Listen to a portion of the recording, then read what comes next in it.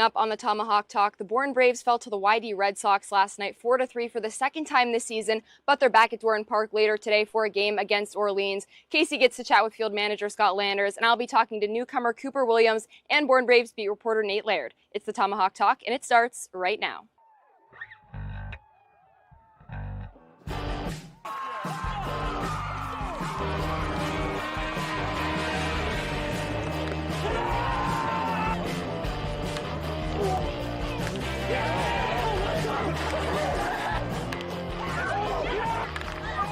Left field, back on it, the left fielder approaches. It drops before the wall.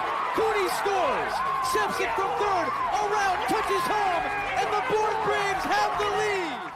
Welcome into the pregame Tomahawk Talk right before the Bourne Braves take on the Orleans Firebirds. I'm your host, Kaydence Kilhof, alongside Devon, Jarvis, and Kasey Kazliner. But guys, that loss to the YD Red Sox last night, not the ending we were expecting. Bourne almost had a rally at the end there. Bourne was really close one more time against a really solid YD team. 80% of the losses for the Bourne Braves right now come to the top two teams in the league in both YD and Harwich. You know, they're getting wins against the teams they're supposed to, but you would want to see them just put up a little bit more of a fight early in games against these top squads like Harwich, like YD. They've lost in similar fashion with self-inflicted wounds to all of them. I think this was actually one of the better performances of the Bourne Braves season. You put up 2 runs in the first. The pitching did a pretty solid job and didn't give up a big inning like they're accustomed to. But like you talked about, it feels like this team either scores at the beginning of games or the end, or sometimes both, but you need runs in the middle of games, not just the bookends. And that's been the struggle so far for the Braves. Really good pitching last night, 10 strikeouts to just 4 walks. But again, it's the clutch hitting that YD has to be able to come back in a game like that. Not a big inning for them, but they're able to come back and chip away. That's what good teams do, and that's why the Braves lost last night. Well, how about we take a look for ourselves and see what really went down last night? A single on a bunt ground ball wasn't on anyone's bingo card to start off the game, but Andrew Costello still did it anyway, which set Matt Bolden up for an RBI triple for Bourne's 3rd game in a row, scoring a run in the first inning. YD was struggling from the start, and Bourne was using it to their advantage. What could have been an end to the inning gave the Bravos their 2nd run of the game after a throwing error from Red Sox shortstop. YD makes up for the struggles a bit in the 2nd, a sac fly giving it its 1st run of the day. And YD just keeps building from there. The Red Sox are a sneaky team that builds up on their lead and not always from crooked number innings. And after the 3rd inning, it's a tie ball game. In the 5th inning, the reign of the Red Sox continues, and YD up 2 heading into the bottom of the 9th. It's crunch time for Bourne, and former 9th inning hero Blake Schaaf steps up to the occasion, and the Braves only down 1 with 1 out. But as soon as Bourne began the rally, a double play puts an end to the game, giving Braves their 2nd consecutive loss and the Red Sox their 7th consecutive win, 4-3. Matt Bolden had 2 triples on the day and leads the Cape League with 3, and Cooper Williams, a fresh face on this team, now coming into today on a 2-game hot streak. Regardless, guys, not the result that Bourne was looking for yesterday. No, definitely not. It's unfortunate when you have bases loaded, and we've seen the Braves have this multiple times. You go back to the Brewster game a little over a week ago. The Braves have bases loaded on a couple of hit-by pitches and are unable to capitalize. It's just been a lot of games where they have that fight in the 9th inning, and I think that's really promising thing when you look ahead to future months where you can clean that up. You have time to. And I think the Braves are still a clutch team. Even if you're not able to win a game in the 9th, but be able to put pressure on opposing pitchers is huge. I think you got to go through the adversity early. Get the losses out of the way now. This is a Bourne team, again, that was 4-9-1 after the first game in July. It's not a team that was spectacular, and it hasn't ever been in the month of June. So you take it with a grain of salt, the struggles that we've seen so far. That being said, they're still top of the West Division. And you understand this team's going to get motivated when the time comes, right? You know how they're getting motivated at the end of the games? Well, they're going to get motivated at the end of the regular season as well to understand the importance of those games. Again, maybe clinch a late playoff spot, because I think that's really what makes an impact for these players, is having the will to go. I'd almost rather have a chance to clinch the playoffs late in July, early in August, than having already clinched it in mid-July, because that's where you get the players to really dig deep and want to win. But like you said, I think there's still things to take away from this game that are pretty positive. You look at Matt Bolden. I mean, another fantastic game, 2 triples. He's now 3rd in the Cape Cod Baseball League in OPS. Bourne also has Andrew Costello, who leads the Cape Cod Baseball League in OPS. You've got some really talented guys. You like what you've seen from Cooper Williams. And overall, you're getting a couple more guys to show out in a more balanced offensive attack rather than the heavy one that we've seen as of recent. Bottom half of the order didn't play great, but at the end of the day, I think you're starting to see certain guys have a good game here, a good game there. Cal Sefcik with a good one yesterday as well. Long time coming for him. And you just got to piece it together. That's all it takes for a team that really is talented. I do think this is the most talented roster on the Cape Cod Baseball League, but you just have to find it all come out in one game. Well, Devon, a team that really pieced it together yesterday was Orleans after a shutout win, right? Yeah, consecutive losses. Orleans looking for a little bit of a jump back in the win column yesterday as they faced the fourth team in the West Division in the Hyannis Harbor Hawks. After dropping 3 straight, the Firebirds wanted to get to work early. Bub Terrell makes that happen in the top of the first. Singles and brings home Rowan Kelly to make it 1-0 in favor of the Birds. 3-9 record heading into the game, trying to make it 4 on the year, still in top 1. And it's small ball for Tyler Myatt to bring in Caden Miller from third on the sac fly. 2-0 Orleans. The best regular season team in 2025 has had a slow start in 26, but Kelly Nicholson is getting his boys to score any way he can. Third run of the game in the top of the fourth comes on a Dominic Cadiz sac fly, and Ryan McDougall goes 90 feet to plate it. It's 3-0 Firebirds. By this point, Hyannis has only shown one runner in scoring position all game, and Orleans continues to punish. The UCSB product Rowan Kelly drills one to left center. He has himself a triple. McDougall from first all the way to home, and it's 4-0 Orleans in the sixth. Now to one of the final chances for the Harbor Hawks. Orleans now up 5-0 in the bottom of the eighth, and it's only the second time we see a Hawk make it to the second nest. Embry freezes down on strikes with a runner in scoring position. It would be 6-0 when it's all said and done in favor of Orleans as they advance to 4-9 on the year. Cormier with a solid game, 4 innings pitched, 1 hit, no runs, 1 walk, and 4 Ks with Kelly. The great game going 3 for 4 with a double, a triple, an RBI, and 3 runs scored overall. And Bub Terrell, that new addition to this Firebirds team, he's been red hot and produces yesterday as well. Yeah, he's one of a couple big hitters on this team, a couple of scary hitters. Tyler Myatt, another one, a guy who homered last time against Bourne.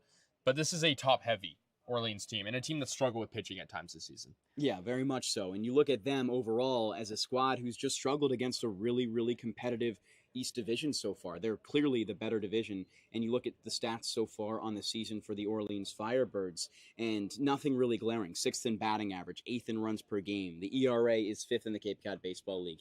They don't shine many places, and the best stat that they have is the shutout. They have 1 shutout. They lead the Cape Cod Baseball League in strikeouts per 9, and they're 3rd in the Cape Cod Baseball League in home runs. But like you said, that comes from the top part of this team. I do commend their pitching staff. They have a couple good arms, and the one we see today will be strong as well.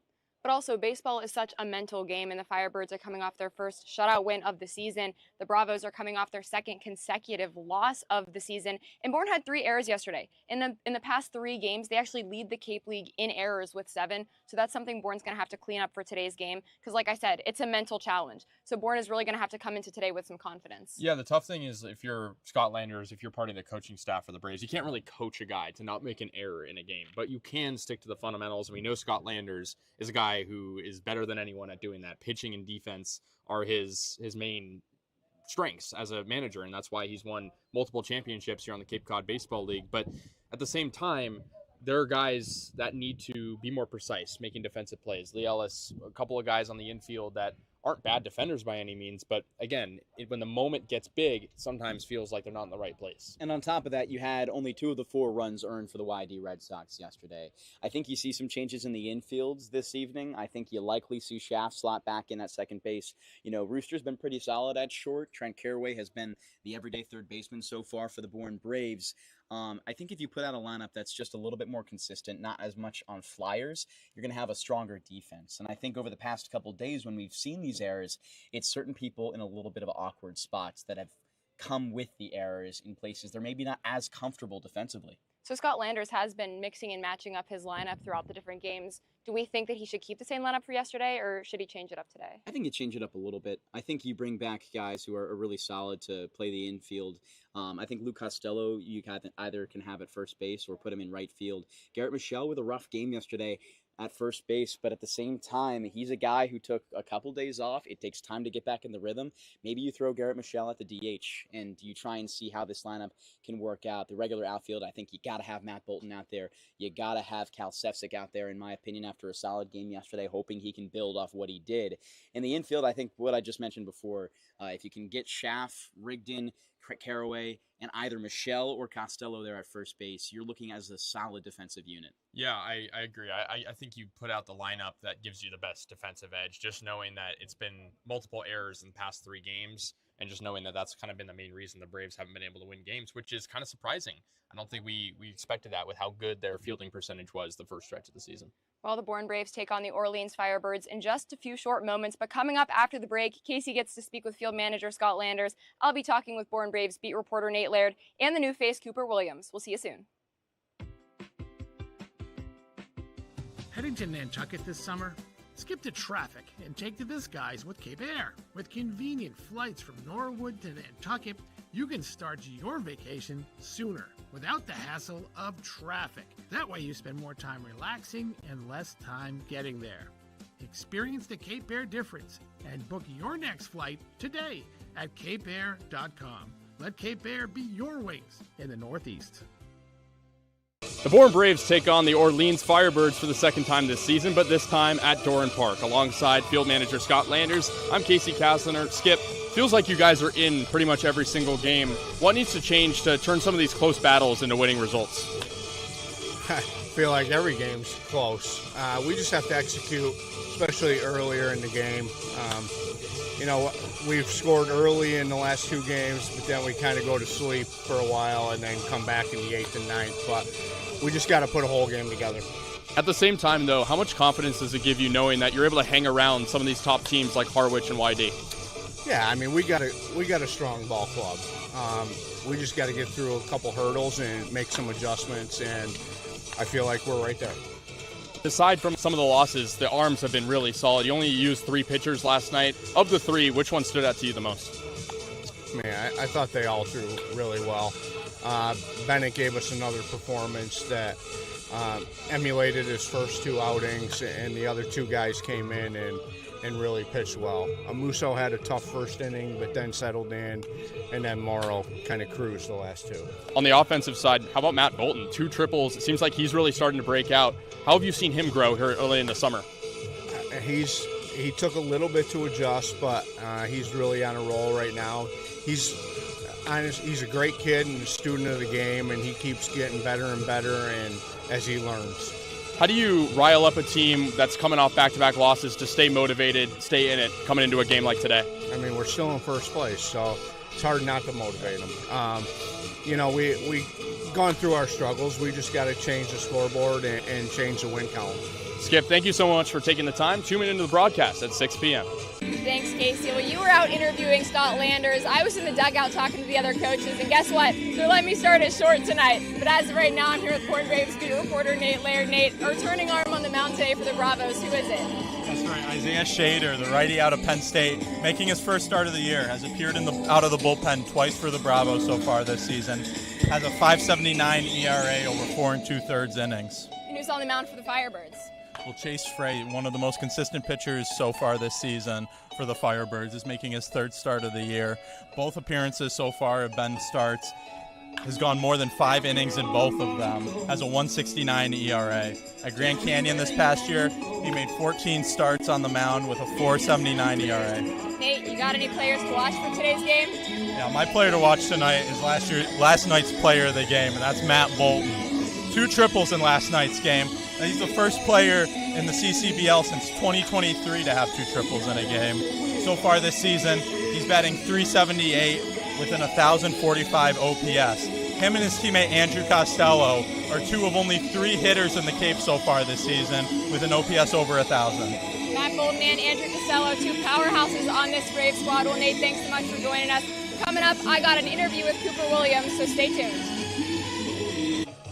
Today I'm joined by Cooper Williams, an outfielder from Troy. Cooper, you didn't know you were coming to the Cape until Wednesday, but you got here for Friday's game last week. How'd you get here so fast, and what was the process like? The process, I knew the drive from Georgia up to here is 22 hours, so I was just trying to get the fastest flight out here.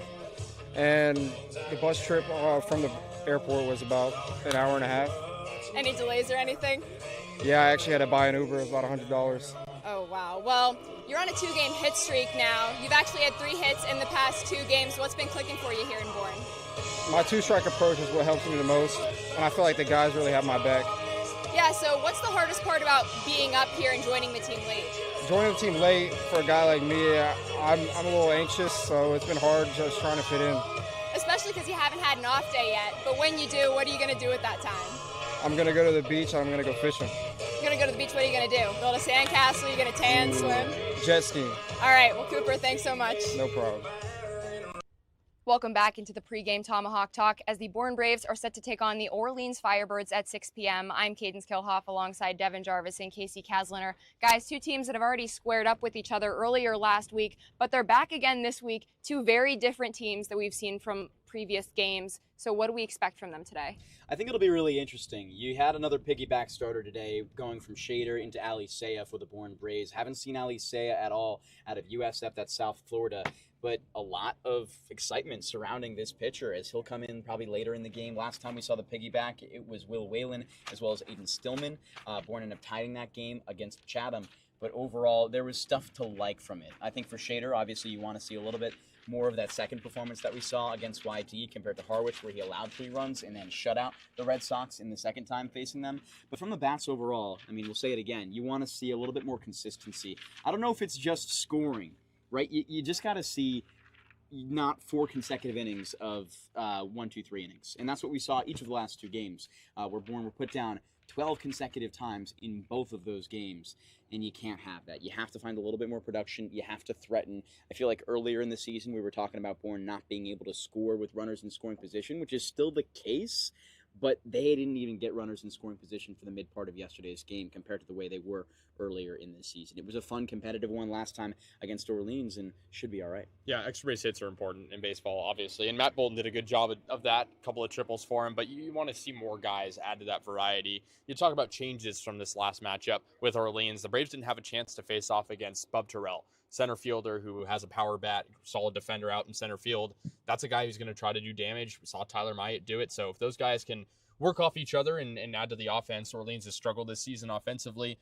That's where you might see a change. But if the Braves stick to their guns and are able to pitch through this game, you don't necessarily need to score a ton of runs and hopefully can come out with a W. Well, the Braves didn't have half as many errors as they did the last time they played Orleans. And Devon, you were here last summer. You say a lot of the times that Bourne was actually not as good as they are as a team this season as they were last year. But what about these errors? What's going on with them now? I mean, the errors are, it seems like a little bit of a phase for this team. You got to know whether or not it's going to happen in a long stretch. I think there still were a lot of defensive lapses for this team, even when there weren't really a lot of errors in the games leading up to it. You probably had 50-50 calls that could have been ruled as errors where Bourne made mistakes defensively.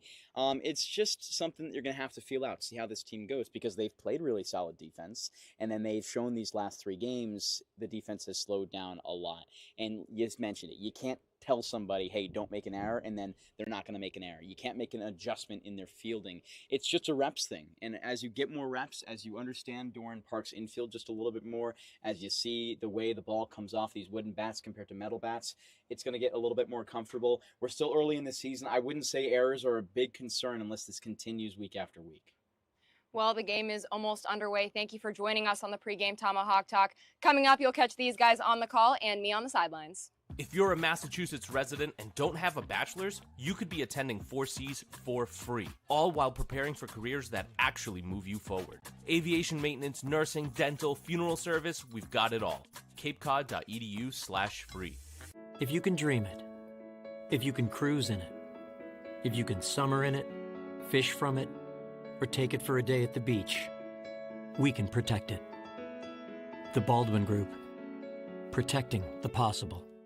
Reader's Hardwood Supply is a candy store for wood, whether you're a professional or an amateur. Reader's Hardwood Supply carries over 70 species of both domestic and imported lumber from around the world, displayed in over 300 self-serve bins for your selection. So for your next project, make it your masterpiece with stock from Reader's Hardwood Supply. The woods of the world are here at Reader's Hardwood Supply.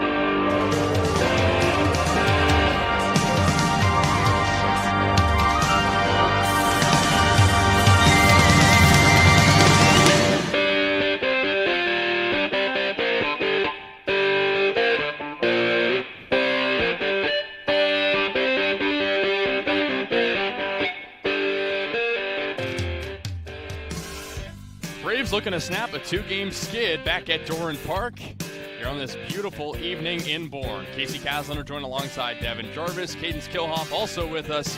And Devon, this is a Braves team that was right there last night against YD, had a 9th inning rally but couldn't pull off the comeback. Yeah, should be a great bounce-back game for Bourne against an Orleans team they beat just over a week and a half ago now. It was a tough loss yesterday to the YD Red Sox, the best team in the entire Cape Cod Baseball League, granted, but when you're that close and being that close now for the second time against the Red Sox, it certainly is frustrating. A pregame meeting between the coaching staff as well as the players probably talked about the struggles that they want to address. Our very own Kaydence Kilhof talked with manager Scott Landers earlier about some of the struggles and, again, what could possibly change. Exactly. I mean, Bourne has been struggling with runners in scoring position. Overall, still looking for a little bit of that groove and scoring in the middle of games, not just in the first inning like they have in the past couple games, but overall consistently throughout the entire game. We talked about it a little bit, pregame bookending, some of the middle innings, but we'll send it to Kaydence Kilhof on the sidelines to follow up on that. Hey, Kasey, thanks so much. Yeah, I actually spoke to field manager Scott Landers a few minutes ago, and he had this long conversation with the players in the dugout before the game, and he said that the long convo was about their struggling with their at-bats in stressful situations. As a team, they're hitting .209 with runners in scoring position with only a .599 OPS. And then on the field, the team has been struggling with the run game. They're allowing a lot of stolen bases. They're committing a lot of silly errors. But if they're going to fix that, then today is the game to do so. The Orleans Firebirds are ranked 7th in the CCBL with 18 stolen bases. So now's the shot for Bourne to use their weaknesses to their advantage. Guys? You'll see how the Braves respond against an Orleans team they beat earlier in the season, a game that had plenty of win over at Eldridge Park in Orleans, but Braves are looking for that type of success again. It's been a lot of low-scoring games, and they've only won 2 of their last 8. Yeah, looking for definitely just a rhythm. You mentioned that it's been tough. 4-4-2 in their last 10, but only finding victories in 2 of the last 8 just kind of shows this team is just level right now. They're plateauing. Granted, 2 of those wins were walk-offs. They came by a narrow margin where Bourne had to come back.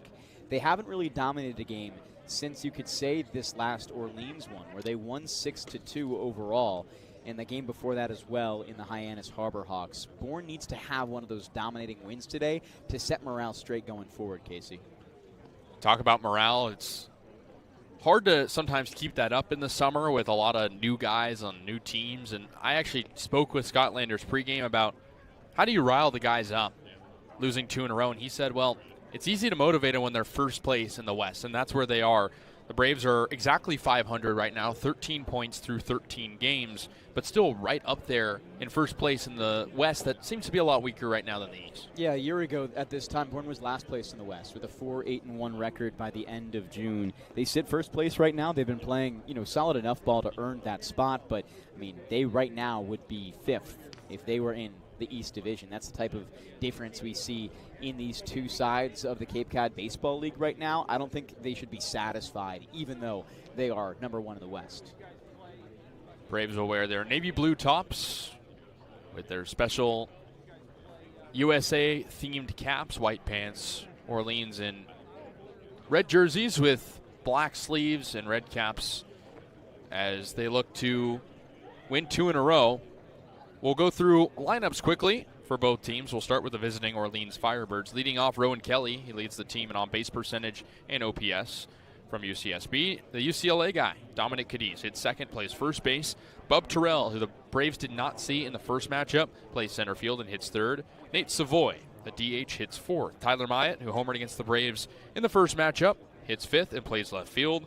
Elijah Iquez plays short and hits sixth. Jonathan Gomez in the lineup, after not playing yesterday, plays third and hits seventh. Cale Strickland is the catcher, and he hits eighth. A.J. Beltre at second base, the son of the Hall of Famer Adrian Beltre, hits ninth. Defensively, the Orleans Firebirds go Tyler Myatt in left field, Bub Terrell in center field with Rowan Kelly in right. The infield from left to right goes Jonathan Gomez, Elijah Iquez, Adrian Beltre Jr., and Dominic Cadiz with Cale Strickland behind the plate. The Orleans Firebirds overall only have 2 changes from their yesterday's game defensively, and that's Gomez at third and Cale Strickland who come in. Everyone else exactly where they were yesterday against the the Hyannis Harbor Hawks. Pitching for the Orleans Firebirds, Chase Fry out of GCU in 2 starts, a 1.69 ERA for him. Let's take a look at the Bourne Braves, who are coming off back-to-back losses after back-to-back wins. Leading off, back in the leadoff spot, is John Stutzer. He plays left field. After sitting yesterday, Matt Bolton moves up 2 spots in the order after hitting a couple of triples last night. From the 4 spot to the 2 spot, he's in center field. Andrew Costello, DH, hits 3rd. Luke Costello, older brother, in the 4 spot. Trent Caraway hits 5th, moving down 3 spots from yesterday. Blake Schaff back in the lineup after coming in as a pinch hitter in the 9th and singling last night. Cal Sefcik is a 7-hole hitter playing right field. Bryce Eastep, the catcher, back in the order today. And Lee Ellis moves from shortstop to second base. Other way around, excuse me. Second base to shortstop, and he hits 9th. John Stutzer plays left field for the Bravos today, and Matt Bolton, just same as yesterday, returns to center field. Cal Sefcik moves from left yesterday to right field today, and that makes your Bourne Braves outfield. The infield goes Trent Caraway, the same spot he was at yesterday at third base. Lee Ellis, who shifts, like you said, from second to shortstop. Blake Schaff, after a day off and only pinch hit, comes back to play second base. And Luke Costello retakes defensive position, designated hitting yesterday, and plays first base today, with Bryce Eastep, the catcher, after getting a day off. And the ball in the hands of Isaiah Shader, the Penn State Nittany Lion, currently in the portal, who has 2 appearances both as a reliever and makes his first start for the Braves today. I think Shader's looking for a little bit of a bounce back. His numbers look higher than they actually are. He had a really good performance against YD, in which he pitched 2 2/3 shutout innings, but that was coming off a tough performance against Harwich in Game 2 of the season when he gave up 3 earned runs in just 2 innings. Yeah, you're going to want to see a lot more of what he showed in that second appearance than in the first. Leaving that second appearance, Kasey, I think we both understood Shader can be one of the top arms on this team. And today he gets a piggyback opportunity where he can start the game, set it out right, and give this team a real shot to go out there and shut down an offense that's been solid. They put up 6 unanswered runs against the Hyannis Harbor Hawks yesterday. They're a team that has a couple of good pitchers out there, including the arms. So he's going to be in a tough spot. He's got to set up his offense to have a lead at one point, and then once he has that lead, go out there and keep it. Chase Fry, on the other hand, has the distance to potentially go more than 5 innings. He went 5 his first appearance against Brewster, for Orleans, and then went 5 2/3 at Wareham. Both those games, he only allowed 1 run, only 3 walks, and struck out 11. Not too bad for Chase Fry. He'll need a good performance today. Yeah, and he's thrown a ton of pitches in those outings, too. 70 pitches in 5 innings, 80 pitches in 5 2/3. By no means extremely efficient. If he gets efficient today, he could go into the 6th inning, maybe complete 7. He's a guy who, like we've said, was phenomenal. Just 1 earned run in each of his starts of no less than 5 innings pitched.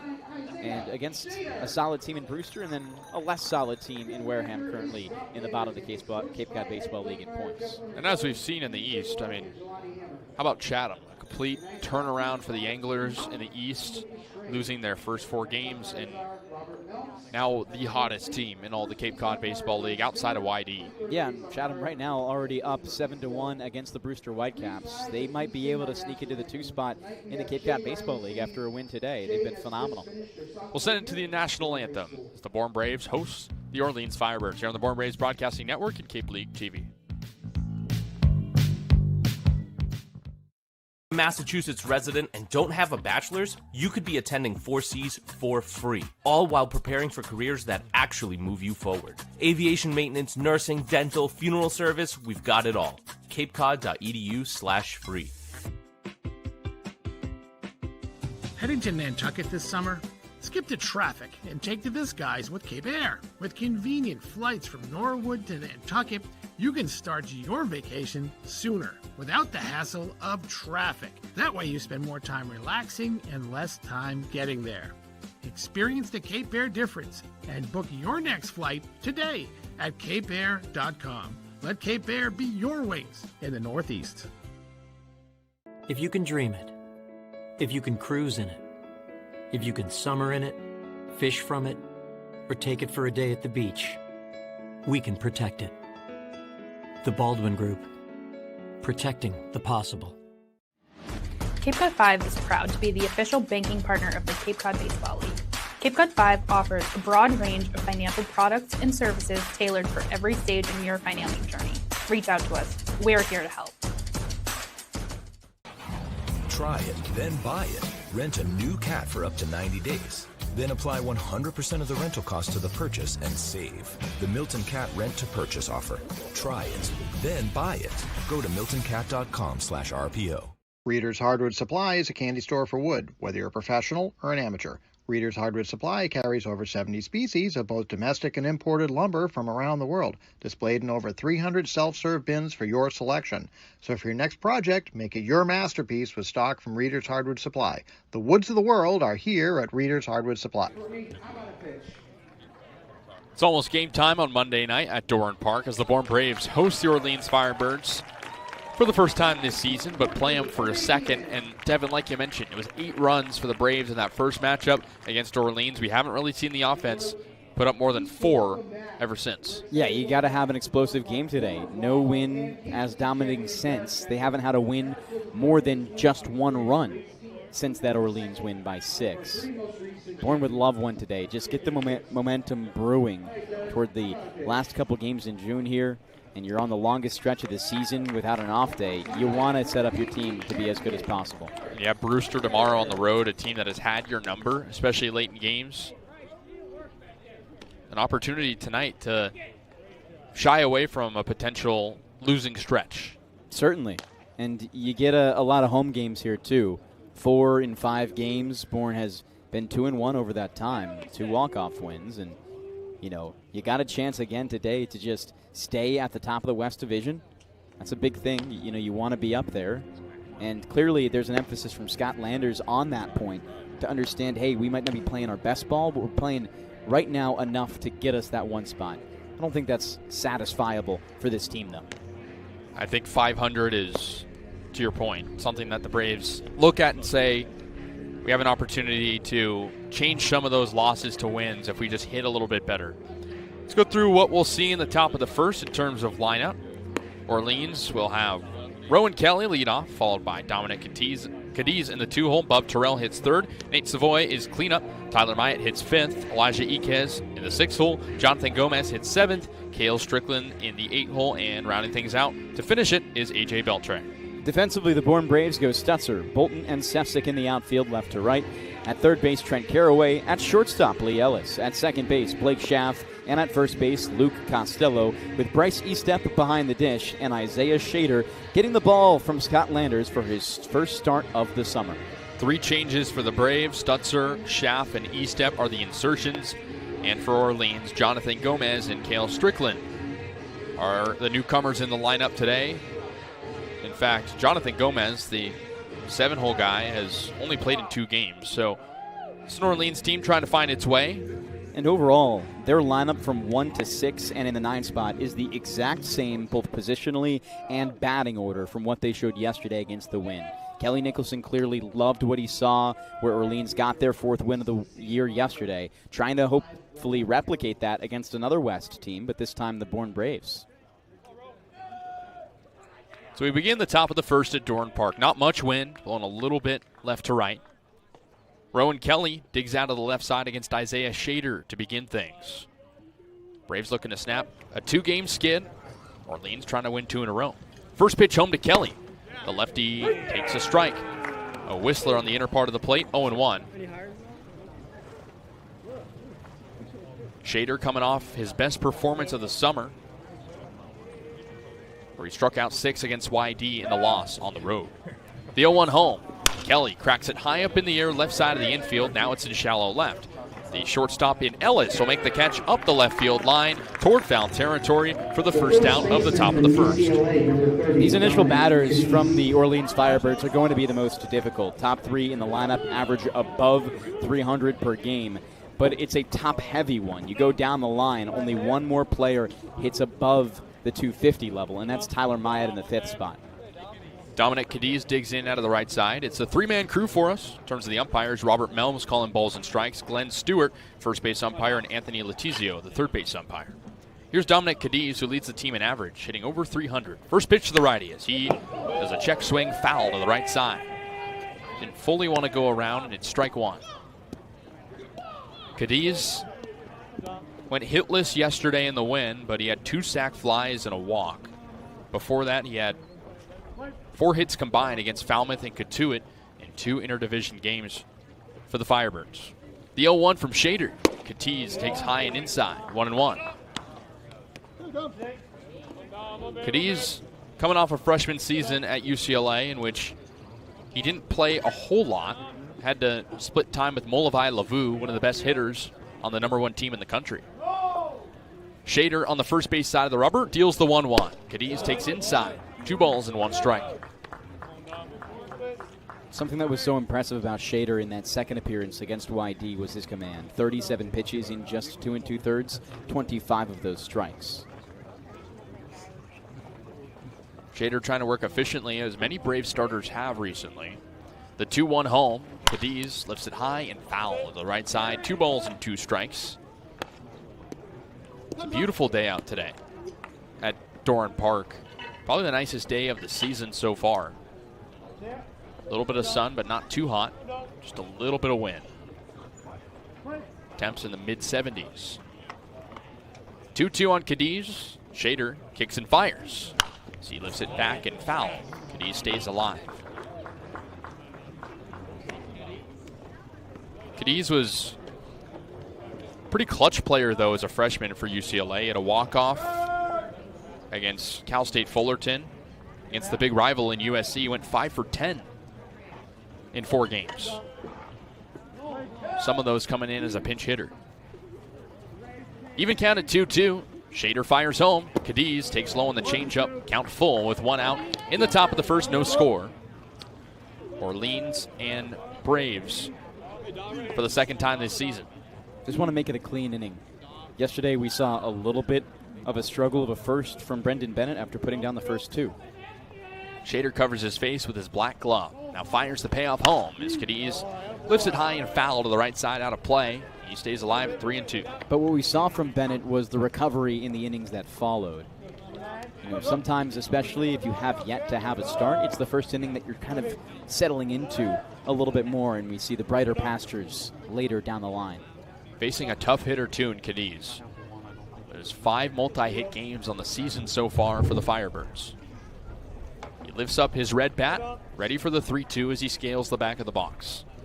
Pitch home. Kaydence slaps it foul on the ground, left side up the line. And the at-bat will continue. That was pitch number 8. And Kaydence, only 2 walks on the year in his 13 games, one of those yesterday. He's working himself really well into this count, raising that pitch count. And has had a great eye so far. 3-2 on Kaydence. Shader looks home, now fires it. As Dominic takes inside. A fantastic plate appearance as he'll go to first on the walk. 1 on and 1 out for the Firebirds.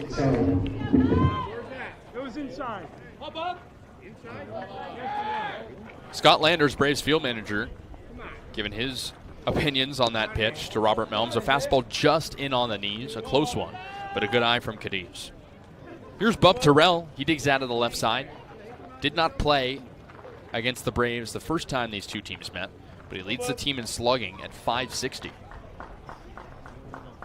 He's on a 2-game hit streak. First pitch to the lefty. Inside on the slider, 1-0. Kaydence over at first.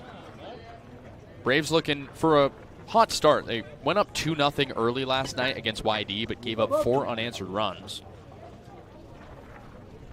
Ended up falling to the Red Sox for the second time this season. The 1-0 to Terrell as he takes strike 1.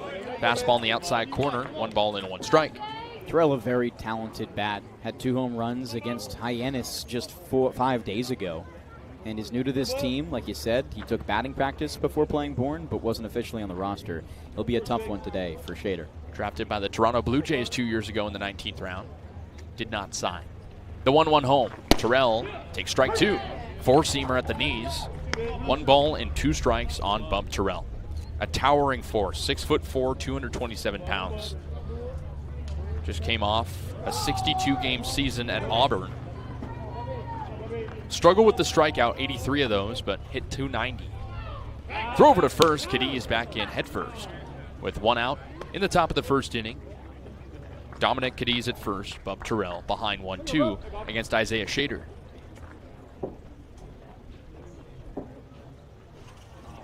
Shader out of the stretch on the first base side of the rubber. Comes set. The 1-2 pitch. Terrell lifts it the other way and foul. A little bit of a jam shot to the screen, and he stays alive.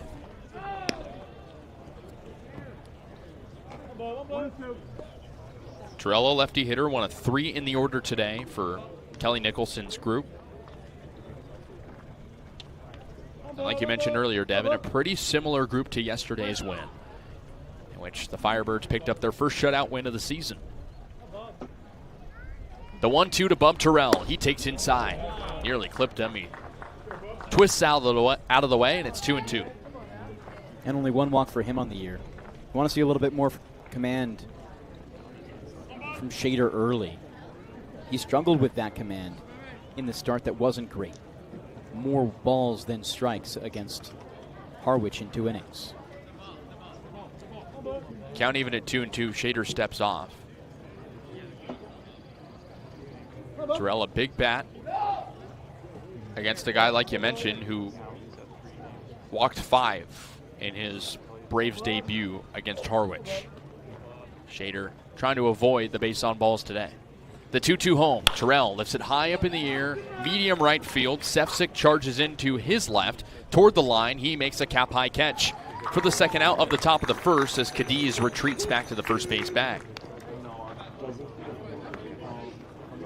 And that's another good at-bat from these Orleans players, but great to see Shader, instead of the Kaydence at-bat where he walked in, stay out on top, attack the zone, and force Terrell to make a swing that's uncomfortable. All contact so far, weak. There's not really been anything scary off the bats of Orleans.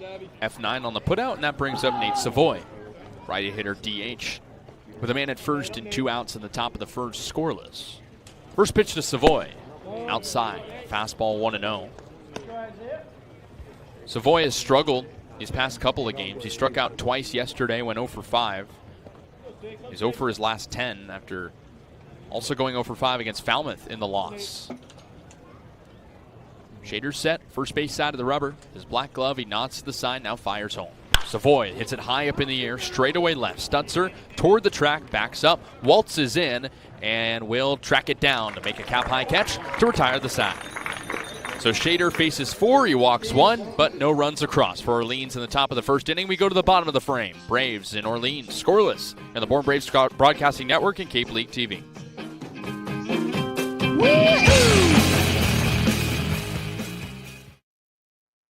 Massachusetts resident and don't have a bachelor's, you could be attending 4Cs for free, all while preparing for careers that actually move you forward. Aviation maintenance, nursing, dental, funeral service, we've got it all. capecod.edu/free.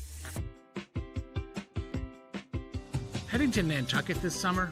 Skip the traffic and take to the skies with Cape Air. With convenient flights from Norwood to Nantucket, you can start your vacation sooner without the hassle of traffic. That way you spend more time relaxing and less time getting there. Experience the Cape Air difference and book your next flight today at capeair.com. Let Cape Air be your wings in the Northeast. If you can dream it, if you can cruise in it, if you can summer in it, fish from it, or take it for a day at the beach, we can protect it. The Baldwin Group, protecting the possible. Welcome back to Doran Park as the Braves and Firebirds sit scoreless. It will be the big lefty, 6'6", 225-pounder Chase Fry, facing off against John Stutzer, Matt Bolton, Andrew Costello, Luke Costello, Trent Carraway, Blake Schaff, Cal Sefcik, Bryce Estep, and Lee Ellis. Defensively, it's Mayat, Terrell, Kelly, the same outfield as yesterday for the Orleans Firebirds. Infield, 3/4 the same. It's Gomez new at third base, with the same as yesterday for the rest of it, with Iquez at short, Beltre Jr. at second base, and Dominic Kaydence at first base. And a new catcher for them, it's Cale Strickland behind the dish, catching for Chase Fry.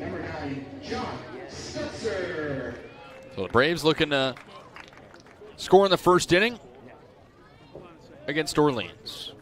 Stutzer, Bolton, and Costello will hit this inning against the big lefty, 6'6", Chase Fry.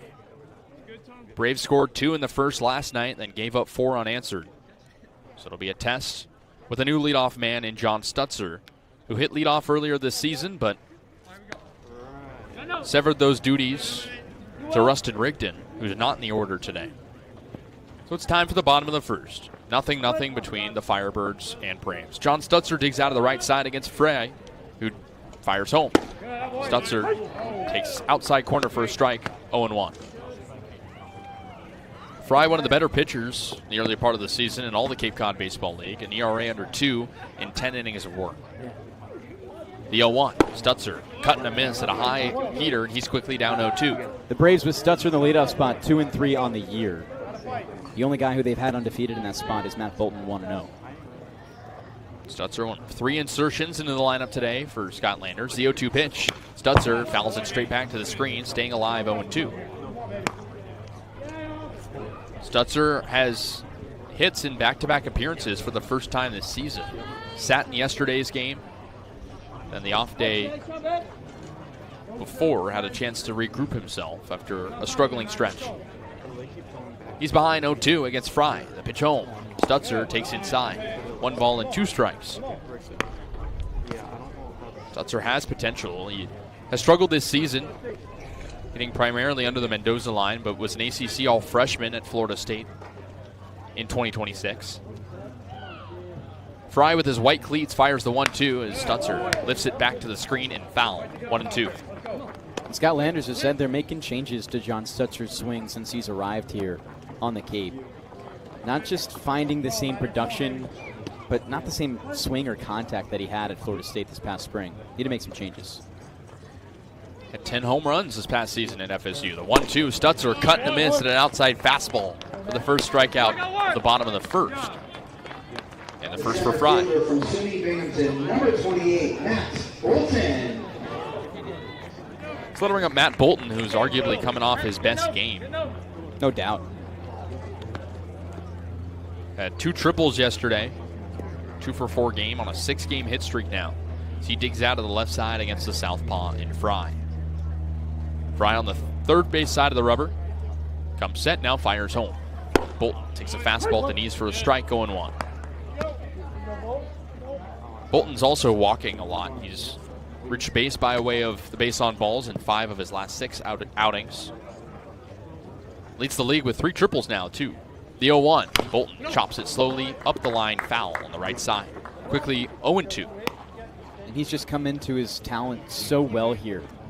I mean, he's arguably been the best bat, just finding contact and forcing to see a lot of pitches from the opposing arm on the team. Trying to drive up the count on Fry. The 0-2, Bolton takes outside. Another heater. Fry's mostly been sticking with those. Count at 1-2 on Matt Bolton. And he's now 3rd in the Cape Cod Baseball League among qualified hitters in OPS, 2nd on the team behind Andrew Costello. Costello, the best hitter in the league right now, statistically. The 1-2, Bolton takes low and away. 2 balls and 2 strikes. We're seeing so often it starts 0-2 with Bolton, and he just works full counts. I mean, not there yet, but much closer to it. Talked with Scott Landers today. He said Bolton's a student of the game. He is a patient hitter at the plate, not in a hurry. The 2-2, Bolton chops it slowly up the first base line and foul. Stays alive at 2 balls and 2 strikes as Fry looks for his 2nd strikeout. The Braves have struck out at least 10 times in a game, 5 times this season, including last night. They struck out an even 10 against YD. The 2-2, Bolton cutting a miss. And a low fastball, and that's the 2nd strikeout in a row and the 2nd out of the bottom of the first. And strikeouts have been a problem for almost every team in the Cape Cod Baseball League. It's been a problem for Bourne, averaging over 1 per inning at 10.6 per 9. But that gives them 3rd lowest in the Cape Cod Baseball League, which is just remarkable for how high it is. Pitching has been up, I guess. As that brings up Andrew Costello. OPS north of 1,000. He digs out of the right side. First pitch to the righty hitter as he takes low 1-0. Andrew Costello extended his hit streak to 4 games last night at a bunt single. But he'll look to find his way after hitting into the game-ending double play in the 9th inning. Fry on the first base side fires the 1-0. Costello takes a little bit high, 2 balls and no strikes. It's a frustrating one to be the final out. No, what could have been a walk-off win, but talked to him after the game, still in high spirits, and it was a great defensive play nonetheless. Very jovial guy in the lineup. The 2-0. Costello lifts it high up in the air. Right field, now in foul territory, out of play and foul. Counted 2-1. He's also on a 9-game on-base streak in games he starts. Starts nearly every game, but summer ball, Scott Landers liking to spread around the opportunities. There's been a few games where the top hitters like Costello have not been in the order. He's played in every game, though. The 2-1. Costello takes inside. Close fastball. The count goes to 3-1. And you give you guys rest days if you're a field manager, but late in games, it's been Costello who's been needed. And that's why he hasn't had a day off yet. Scales the back of the box against Fry, who's looking to strike out the side. The 3-1. Costello takes outside for ball 4. So the Braves get their first base runner by way of a 2-out walk, and that'll bring up the older brother in Luke Costello. Just an awesome walk from Andrew Costello there. A guy who has now 2 more walks than strikeouts on the year, while also really showing a hit tool. I mean, you know, the scouts sitting right below us probably really love what they've seen from him so far. Here's his older brother with a chance to extend the inning. Costello at the dish, the first offering inside. Luke takes ball 1. Moves up 1 spot in the order from yesterday, 5-4. After he went 0 for 4, but reached on an error. Andrew at first, Luke at the dish, the 1-0 home. Luke rips it to straightaway left field. That's down for a base hit. Myatt tracks it down and cuts it off. Andrew around second. They wave him to third. The tag is there. 7-5 on the putout as a long single turns into a final out at third, and the Braves commit the cardinal sin. So we'll go to the top of the 2nd inning. 0-0 still between the Braves and the Firebirds here on the Bourne Braves Broadcasting Network and Cape League TV. Slip inside the eye of your mind. Massachusetts resident and don't have a bachelor's, you could be attending 4Cs for free, all while preparing for careers that actually move you forward. Aviation maintenance, nursing, dental, funeral service, we've got it all. capecod.edu/free. Heading to Nantucket this summer? Skip the traffic and take to the skies with Cape Air. With convenient flights from Norwood to Nantucket, you can start your vacation sooner without the hassle of traffic. That way you spend more time relaxing and less time getting there. Experience the Cape Air difference and book your next flight today at capeair.com. Let Cape Air be your wings in the Northeast. Cape Cod 5 is proud to be the official banking partner of the Cape Cod Baseball League.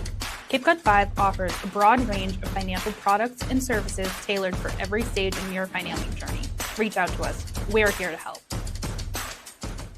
If you can dream it, if you can cruise in it, if you can summer in it, fish from it, or take it for a day at the beach, we can protect it. The Baldwin Group. Protecting the possible. Try it, then buy it. Rent a new cat for up to 90 days. Then apply 100% of the rental cost to the purchase and save. The Milton Cat Rent to Purchase offer. Try it, then buy it. Go to miltoncat.com/RPO. Time for the top of the 2nd inning in Bourne. 0-0 between the Firebirds and the Braves. It'll be 5, 6, and 7. 2 up for Orleans. The Firebirds mustered 1 base runner in the first, but left Kaydence at first base.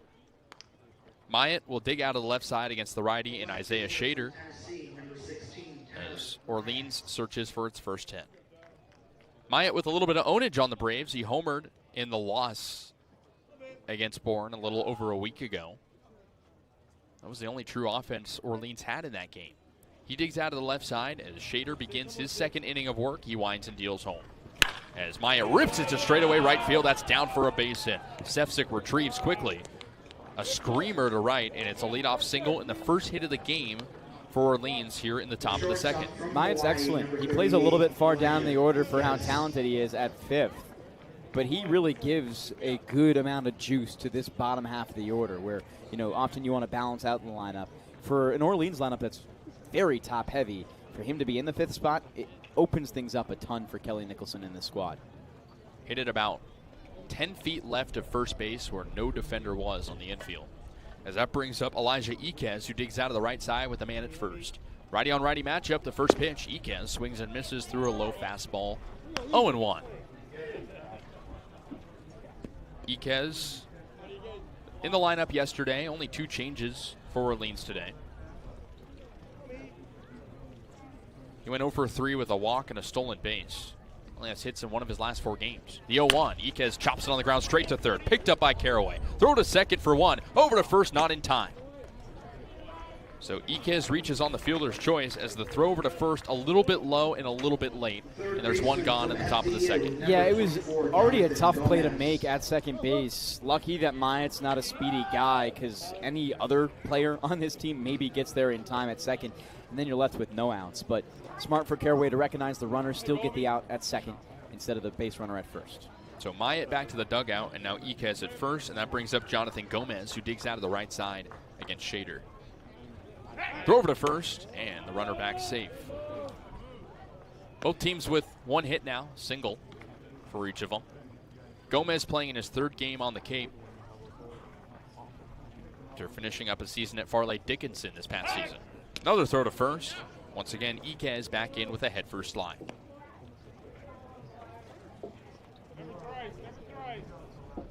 Gomez, a hunter on the base paths. He broke the single season's run record at Farley Dickinson with 75 this past season. First pitch to him as he rips it to the right side and foul to the screen. 0-1.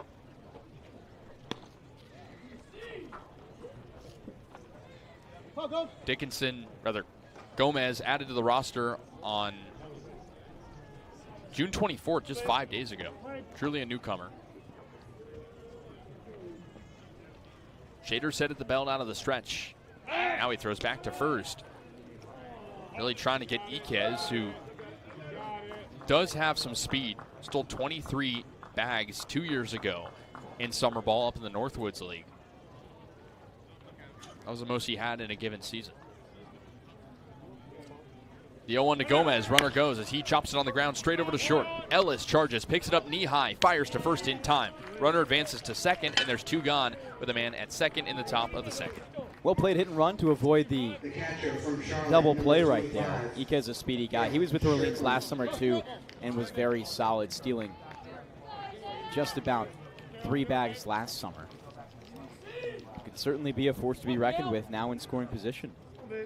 Here's Cale Strickland, the man at second and 2 gone, top of the second inning.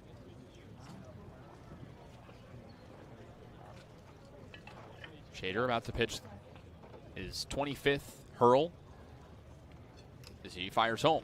Strickland takes a low curveball in there for a strike, going 1. The efficiency has been there in inning number 2. If you exit with around 30 pitches after 2 frames, you're feeling solid about your pace. And of course, for Shader, typically a reliever, not going to see himself deep into games too much, so the efficiency is big. Trying to keep it under 30 pitches. The 0-1, runner goes, pitch is taken for a strike. The throw to third is there and in time. Good throw from Bryce Eastep, the catcher, right on the money. We go to the bottom of the second inning. Both teams getting out at third base.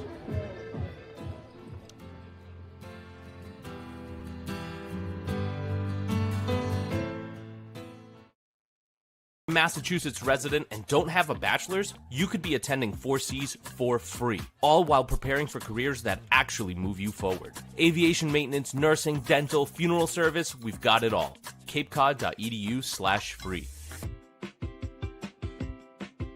Heading to Nantucket this summer?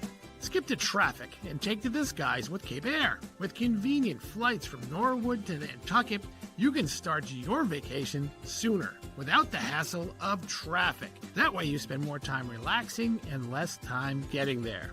Experience the Cape Air difference and book your next flight today at capeair.com. Let Cape Air be your wings in the Northeast. Cape Cod 5 is proud to be the official banking partner of the Cape Cod Baseball League. Cape Cod 5 offers a broad range of financial products and services tailored for every stage in your financial journey. Reach out to us. We're here to help. If you can dream it, if you can cruise in it, if you can summer in it, fish from it, or take it for a day at the beach, we can protect it. The Baldwin Group. Protecting the possible. Try it, then buy it. Rent a new cat for up to 90 days. Then apply 100% of the rental cost to the purchase and save. The Milton Cat Rent to Purchase offer. Try it, then buy it. Go to miltoncat.com/RPO. Searching for our first runs at Bourne Park. 0-0 between the Braves and the Firebirds. Braves up hitting for the second time. They'll have Caraway, Schaff, and Sefcik against Chase Fry in the bottom of the second. Caraway moves down 3 spots in the order from yesterday to today. He digs out of the right side against the lefty. Braves with 1 hit so far. Orleans with 1 hit so far.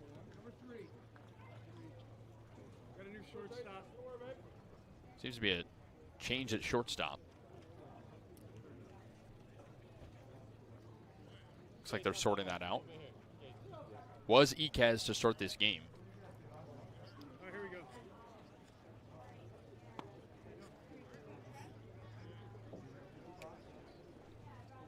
So we begin the bottom of the second inning. 0-0 between the Braves and the Firebirds. Fry out for his second inning of work, faces Caraway. The first pitch, curveball in there for a strike. 0-1 on Trent Caraway, who committed to Miami yesterday. That's Miami, Florida, after spending time at LSU. The 0-1 home. Caraway swing and a miss and an outside fastball, 0-2. So Caraway goes from the Bayou to the beach after spending some time at Oregon State as well. Now at his 3rd program. So congrats to him on the commitment. He'll join a solid team in the ACC. The 0-2. Caraway takes inside. 1 ball and 2 strikes. Caraway, one of 7 righties in the order today for the Braves, 2 lefties. No switch hitters today. Kind of a rarity. Saw Riker Waite early in the season, and then Rustin Rigdon recently hit from both sides. Fry's 1-2 pitch. Caraway lifts it high up in the air the other way, shallow right. Kelly ranges to his right, looks up and makes the catch into the sun for the first out of the bottom of the second. And the 3 batters in this part of the order are very interesting. They can have very high ceilings with this team between Caraway, Schaff, and Sefcik. Sefcik, 2 hits yesterday. Schaff, a hit and just 1 plate appearance for an RBI. They're talented bats. And they're the pieces that you want to come out when you talk about depth on this roster, Kasey. Especially this part of the order that did well yesterday by and large. Here's Blake Schaff against the lefty. The first pitch. Fastball outside to the lefty hitter in Blake Schaff, who had a pinch hit single in the 9th inning last night. Still searching for his first multi-hit game, but he has hits in 9 of 11 appearances this season. 1-0 on him with the bases empty, 1 out. The pitch home. Schaff chops it straight back to the pitcher. Fry, underhand toss to first while he runs over there, and that's the second out of the bottom of the second. Great reactions there by Fry. If that gets past him, it's likely a base hit into center field. Schaff 3rd on this team among qualified names in OPS, and just can't grab it there. We'll bring up Cal Sefcik, who is coming off his best game of the season. Had 2 singles after going hitless the 3 games prior. First pitch to the righty hitter as he hits a high chopper up the middle. The shortstop in Comiskey picks it up behind the bag, throws to first, and it is not in time. Pulls Cadiz off the bag on the home plate side of the first base line, and that's a 2-out single for the Braves. Yeah, I want to say he would have beat it out regardless. Sefcik, stocky at 6 foot 220, but he's got some wheels to him. And here's Bourne again with 2 outs. This is where we saw them do it multiple times yesterday, trying to build something. Their first runs of the ball game came on 2 outs. So that'll bring up Bryce Eastep for the first time tonight. Did not play yesterday. He's back in the order. Lone hit this season, a home run. He checks into the right-hander's box. Throw back to first, nothing doing. Sepsic back in without a slide.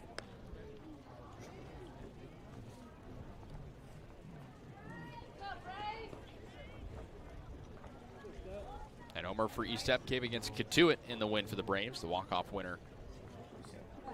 Pitch home, runner goes. Pitch is a called ball. The throw to second is in time. Strickland fires to just the right spot at the right time, and the Braves, once again, can't make anything of a two-out hit. A reminder, Keystone Place at Buzzards Bay, Bourne's premier senior living community. Conveniently located adjacent to the Cape Cod Canal, visit us at KeystonePlace@BuzzardsBay.com. And Marty Chevrolet, your dealer for the people, proudly supports the Bourne Braves baseball team. See all our cars and trucks at MartyChevrolet.com, and go Braves.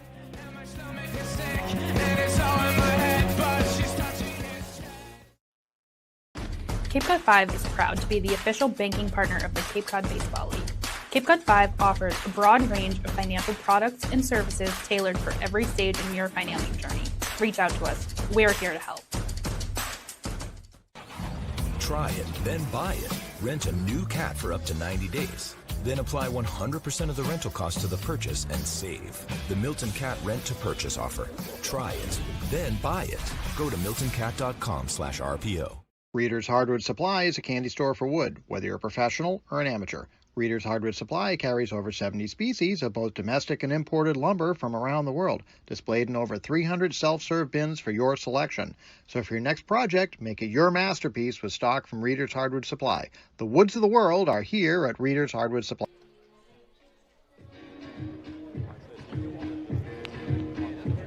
Orleans with base runners in back-to-back innings, but trying to cash in the top of the third inning.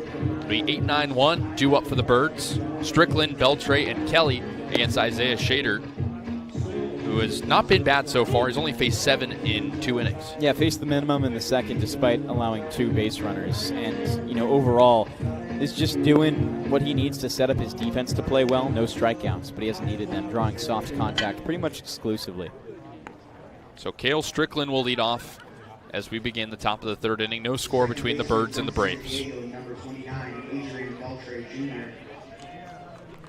Strickland hitless his last 2 games, but he's been on base. Had 2 hit-by pitches against Falmouth, and then 2 walks against Hyannis. Did not play yesterday, though. Righty-on-righty matchup. Shader comes set. Now he winds and deals the first pitch to Strickland. He takes an inside corner changeup for a strike, going 1. Strickland, some good defense last half inning. Gunned down the runner in Sefcik, who tried to steal second. Strickland with his red and black bat to match his uniform. Waits in the back of the box. Now the 0-1 pitch. It is in there for a strike. Quickly 0-2 after the fastball. Strickland hitting .250. 711 OPS. He's played in 11 games so far this season. One of the primary catchers for Orleans. The 0-2 pitch. Strickland takes strike 3 call. Fastball in the lower part of the zone, and the first K of the day for Isaiah Shader. Great to get it here in the third as well to set a tone. As a pitcher, you want to keep things efficient. Oftentimes that doesn't mean striking a ton of people out. But here, you want to get that for confidence for Shader as well. Definitely feels good, especially one that he freezes him on. So here's A.J. Beltre. Be another righty-on-righty matchup. A.J.'s son of the Hall of Famer Adrian Beltre wears the same number, 29, as his father did in the big leagues. Shader kicks and fires. Beltre lifts it high up in the air the other way. Medium right field. Sefcik charges to his left toward the line, and it's down for a base hit. It rolls into foul territory. Beltre around first. He touches second. It's a stand-up double, and the first extra base hit of the game for the Firebirds. Great swing, and that's why Kelly Nicholson loves Adrian Beltre in this 9 spot. Had him there yesterday as well. Didn't get a hit in yesterday's game, but drew 2 walks. And then on top of that, you have a guy who can just find his way to the base paths. Second double on the season. He's been really solid as a second leadoff. So Beltre at second. 1 out in the top of the third for Rowan Kelly, who's 0 for 1 with a pop out to short. He leads the team in on-base percentage at nearly .500. Lefty hitter against the righty and Shader, who fires home. As Kelly rips it to straightaway right field, that's down for a base hit. Sefcik retrieves. They wave around Beltre. There'll be no throw to the plate as it's cut off at second, and it's 1-0 Birds after the RBI single from Rowan Kelly, hitting that one on a line to straightaway right. And that's why you have a guy like Beltre to set up the top of the order. Rowan Kelly now only in his 5th game, but boy has he been fantastic. 2nd RBI on the season. Got his first one in yesterday's game and just continues to be really strong. Kelly hit a screamer about 15 feet to the left of the first base bag. There was a wide open hole there. Now he's at first with 1 out in the top of the 3rd in a 1-0 game. Kaydence digs in out of the right side. He walked in the first. First offering to him. Fastball in there for a strike. Inside corner, 0-1. Kaydence with 5 multi-hit games this season. Orleans trying to win back-to-back games after losing 3 of their last 4 heading into tonight. Shader comes set at the belt. Out of the stretch, he fires the 0-1. Kaydence pops it very high up in the air, in the infield, middle part of it toward the mound. First baseman Luke Costello to the right of the mound makes the catch. Cap high for the 2nd out of the top of the 3rd with a man still at first. Quick out, efficient. And again, this is a tough part of the lineup. These top 3 are arguably the best in the order. To only allow 1 to score with these 3 up and a runner in scoring position probably is a solid outcome. Here's Bub Terrell, who pulled one to right field his first time in the first inning. It's a fly out. Trying to extend his hit streak to 3 games. The lefty waits the first pitch inside. Slider that bites on the inner part for a ball, 1-0. Terrell, a Meridian, Mississippi native, stayed in the South to play college ball at Auburn. Has a chance to extend the inning with a man at first and 2 gone. Throw over to first from Shader. Kelly safe. Rowan Kelly with already 2 stolen bases on the season. Had 23 in the Northwoods League last year. 1-0 count on Terrell. Shader fires home as Bub swings and misses through a fastball, 1 ball and 1 strike. Terrell slugging over 500 when he has put the ball in play. He's gotten extra bases many times this season. Had a 2-homer game against Hyannis 5 days ago. Shader set on the first base side, fires the 1-1. Terrell, cut and a miss and an outside slider. Count it 1-2. The other side of that coin for Terrell is the strikeout. 8 already in just 7 games played entering today. I mean, the swing and miss has been big for Shader. You attack him with that breaking ball and try and get him to chase. Shader trying not to worry about the man at first. He comes set, looks at him. Throw over to first and nothing doing. Shader coming off his best outing of the season against YD after a struggling first one in which he walked 3.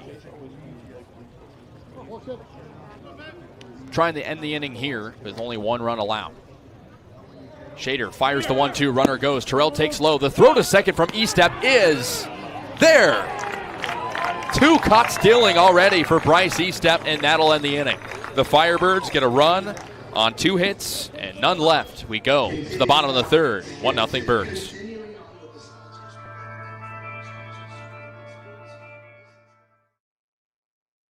Massachusetts resident and don't have a bachelor's, you could be attending 4Cs for free, all while preparing for careers that actually move you forward. Aviation maintenance, nursing, dental, funeral service, we've got it all.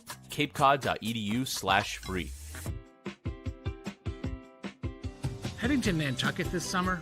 Skip the traffic and take to the skies with Cape Air. With convenient flights from Norwood to Nantucket, you can start your vacation sooner without the hassle of traffic. That way you spend more time relaxing and less time getting there. Experience the Cape Air difference and book your next flight today at capeair.com.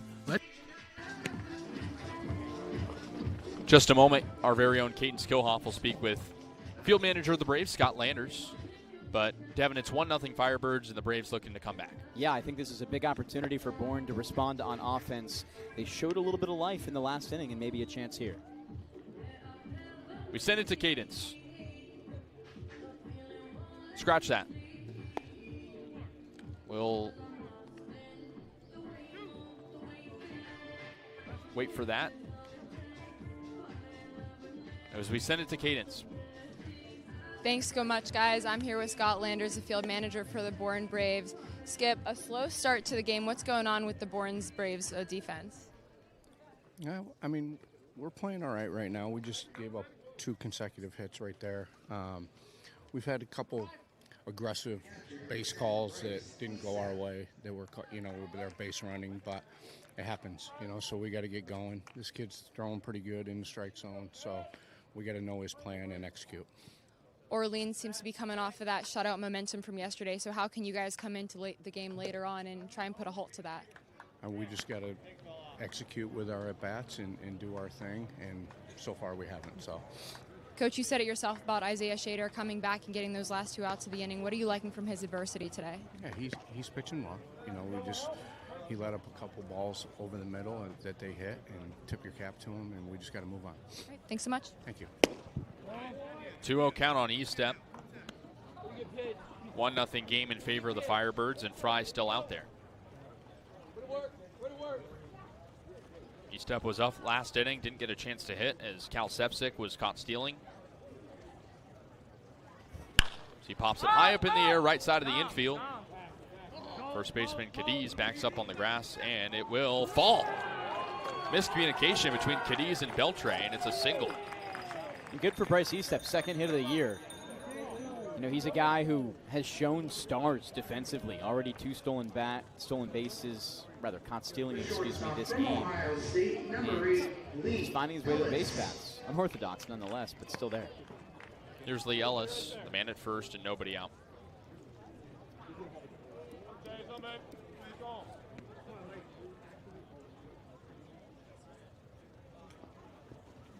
First pitch inside. Ellis singled yesterday, sat against Harwich 2 games ago.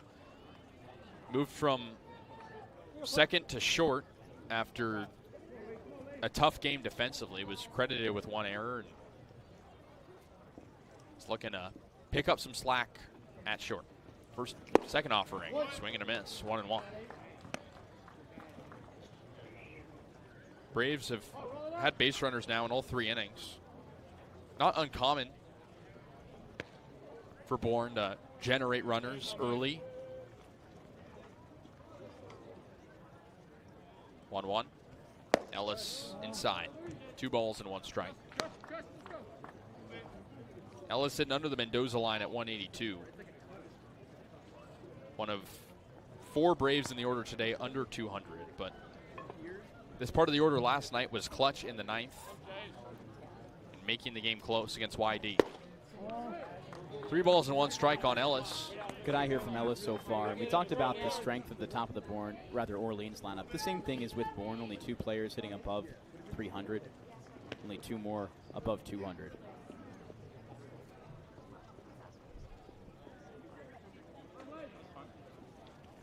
Ellis takes ball 4, and the Braves have back-to-back base runners on to start the bottom of the 3rd.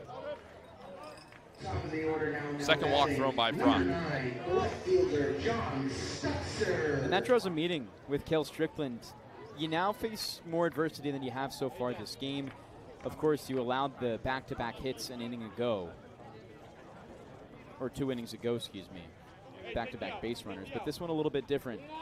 With no outs, Bourne with that top of the lineup up can surely get something going. Big opportunity for Stutzer.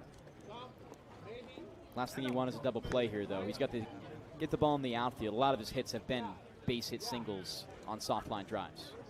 Struck out in the first, was 1 of 2 Braves to go down on the K that inning against Fry. He shows bunt. First pitch is low, 1-0. And I think that's a smart thing to do. Just play small ball here. Scott Landers said yesterday during our conversation with him that he wants to adopt the small ball idea. Bourne worked exclusively on bunting and got to the field early before yesterday's game, specifically for that. 1-0 pitch, he shows bunt again, pulls it back, and that time a strike, 1-1. The K has been the kryptonite for John Stutzer this season. To your point, when he's put the ball in play, he's been able to drive it at a walk-off sac fly this past week.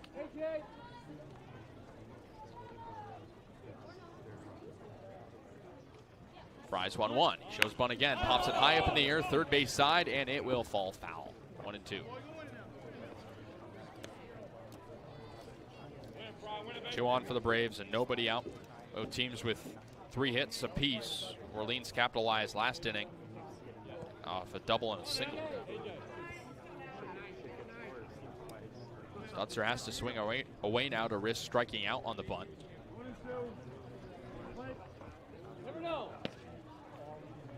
Fry looking for K number 3. The 1-2 home. Stutzer lifts it to the other way, foul on a play. It's a good swing. He's just late to it. And, you know, Landers said it. Fry's working really strong right now. But the matchup in favor of Stutzer here. Righty against the lefty pitcher. He works really outside to in as well. A little bit of a 3/4 arm slot. Fries 1-2. Stutzer breaks his bat, lifts it slowly on the ground over to second. It's going to be throw to first, not in time. Beltre retrieved on a weird play that saw the bat split in 2. That'll likely go down as a hit. It will. Really solid job by John Stutzer to stay in the at-bat, especially after 2 unfortunate bunt attempts. You go back in there, swing away, and it plays off. And who else would you rather have up here? Matt Bolton, the man due up for the Braves. The base is loaded, nobody out.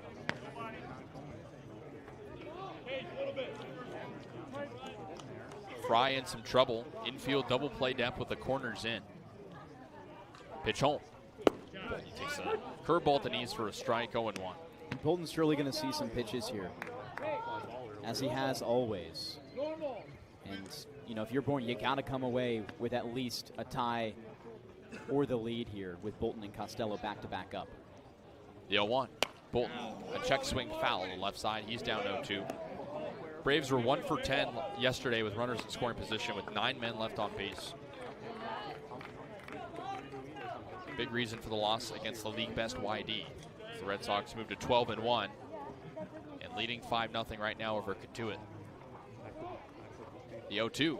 Bolton takes outside on the slider. 1 ball and 2 strikes. Bourne 2 for 10 on the year with the bases loaded.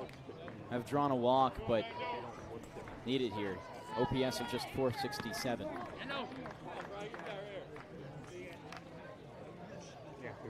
Fries 1-2. Bolton takes inside. The heater that just misses. 2 balls and 2 strikes.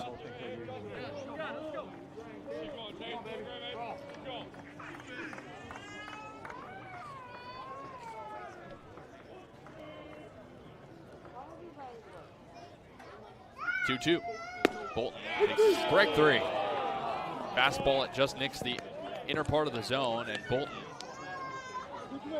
in heavy disagreeance for the first out and the 3rd K for Fry. Yeah, and that 4th pitch of the at-bat, that was a ball very similar to the 5th, almost in the exact same spot. One of them called a ball, one of them called a strike, and that probably threw him off because he was seeing the same thing. In reality, that first one was also a strike, even though he looked it by. Here's Andrew Costello, bases loaded, 1 out. First pitch, Andrew takes low. 1 ball and no strikes. He walked back in the first.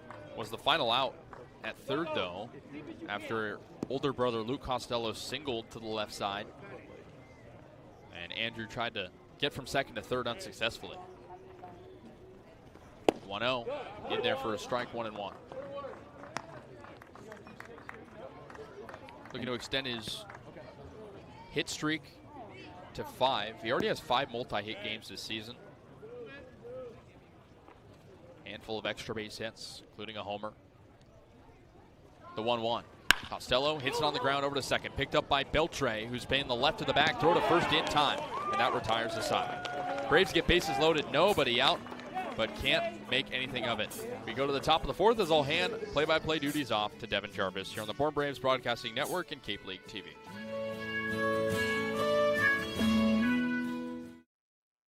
Massachusetts resident and don't have a bachelor's, you could be attending 4Cs for free, all while preparing for careers that actually move you forward. Aviation maintenance, nursing, dental, funeral service, we've got it all. capecod.edu/free. Heading to Nantucket this summer? Skip the traffic and take to the skies with Cape Air. With convenient flights from Norwood to Nantucket, you can start your vacation sooner without the hassle of traffic. That way you spend more time relaxing and less time getting there. Experience the Cape Air difference and book your next flight today at capeair.com. Let Cape Air be your wings in the Northeast. Cape Cod 5 is proud to be the official banking partner of the Cape Cod Baseball League. Cape Cod 5 offers a broad range of financial products and services tailored for every stage in your financing journey. Reach out to us. We're here to help. If you can dream it, if you can cruise in it, if you can summer in it, fish from it, or take it for a day at the beach, we can protect it. The Baldwin Group, protecting the possible. Try it, then buy it. Rent a new cat for up to 90 days. Then apply 100% of the rental cost to the purchase and save. The Milton Cat Rent to Purchase offer. Try it, then buy it. Go to miltoncat.com/RPO. To the middle innings we go at Dorn Park in Bourne, Massachusetts. Shader's still out there on the bump for the Bourne Braves, as it's the 4, 5, and 6 hitter. The 3, 4, and 5 hitter up for the Orleans Firebirds. Bub Terrell leads things off in top 4 with a 1-run lead in favor of Orleans over Bourne.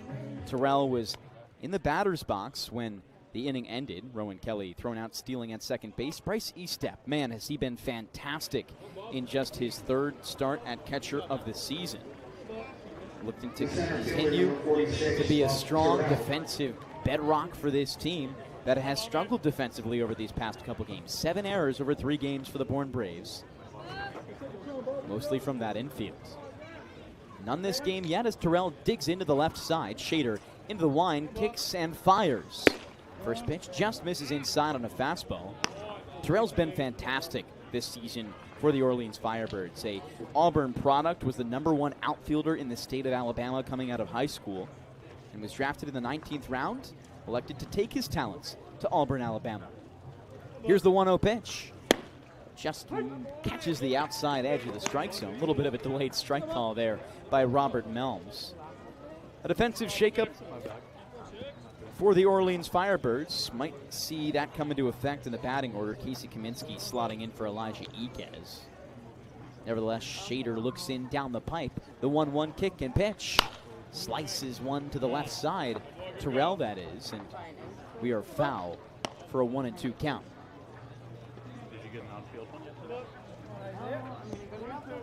The run an inning ago came by way of Rowan Kelly, who was thrown out at second base stealing. Terrell looking to start something here. It goes 3, 4, 5 in the order for the Firebirds. Defense playing straight against the left-handed batter. The righty pitcher into his wind, kicks and fires.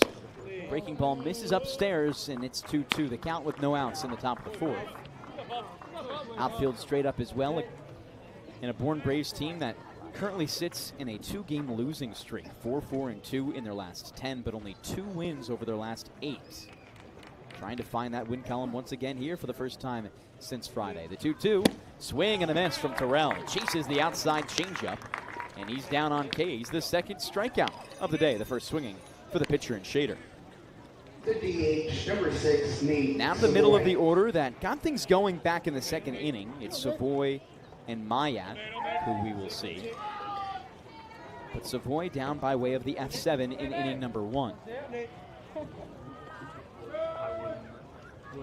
Shader still working very solidly here into his 4th inning of work. 2 relief appearances. He kicks and fires for his first pitch that just misses inside on a fastball. Savoy taking his talents to Texas A&M. He'll be there in the fall after spending his spring with the Clemson Tigers. Glove to face for Shader into the wind on the 3rd base side of the rubber. The pitch down Main Street for a strike. 1 ball, 1 strike, 1 out as the Orleans Firebirds lead over the Bourne Braves 1-0. Orleans right now 3 hits, 2 last inning. Those were the back-to-back hits that ended up scoring a run. The 1-1 up and inside for Savoy. He leans back and takes the pitch. 2-1 the count. Orleans bottom of the standings in the West Division at the moment. East. Bourne top of the West. top versus bottom matchup. Bourne looking to come out on top. Here's the 2-1 from Shader. Breaking ball just misses inside. The count goes to 3 balls and 1 strike with 1 out. A deep breath for Savoy as he digs back in. And here he is as he waggles it in his right hand.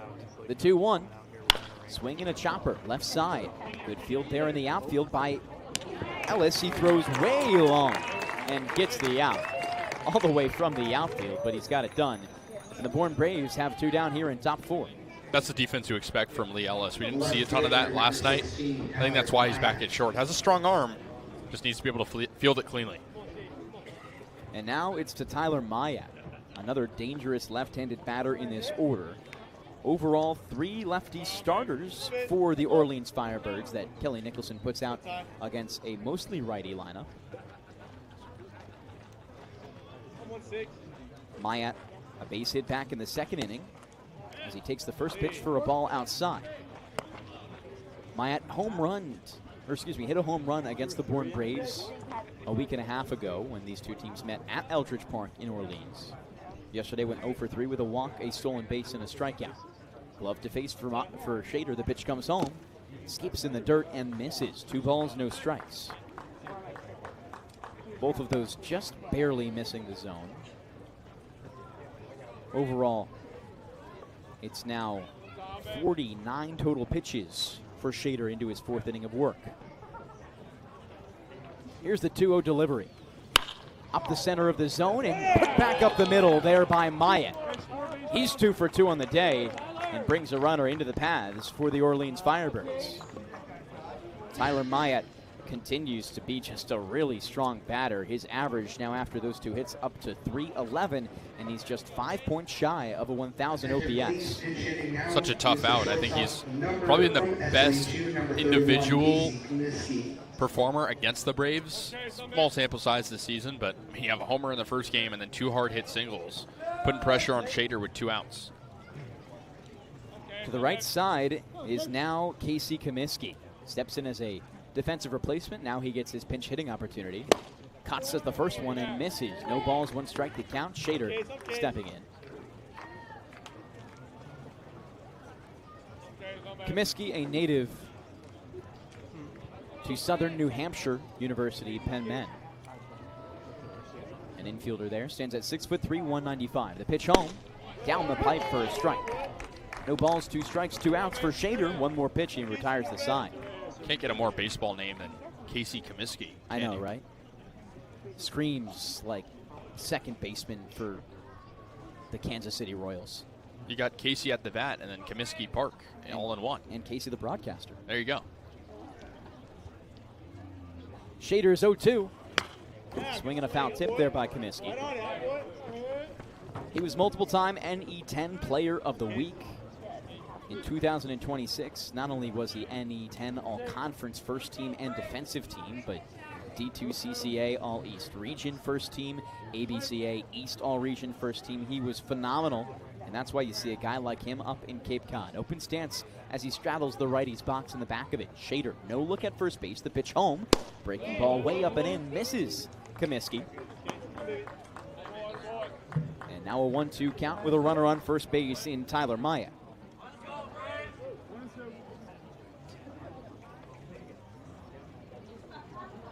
Comiskey slots in at shortstop to replace Elijah Iquez. And the 1-2 now from Shader as he works out of the stretch. The kick and pitch home. Swing and a miss from Comiskey.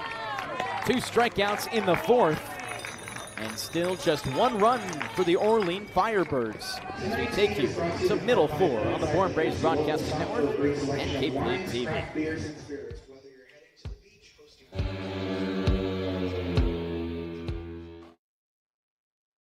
Massachusetts resident and don't have a bachelor's, you could be attending 4Cs for free, all while preparing for careers that actually move you forward. Aviation maintenance, nursing, dental, funeral service, we've got it all. capecod.edu/free. Heading to Nantucket this summer?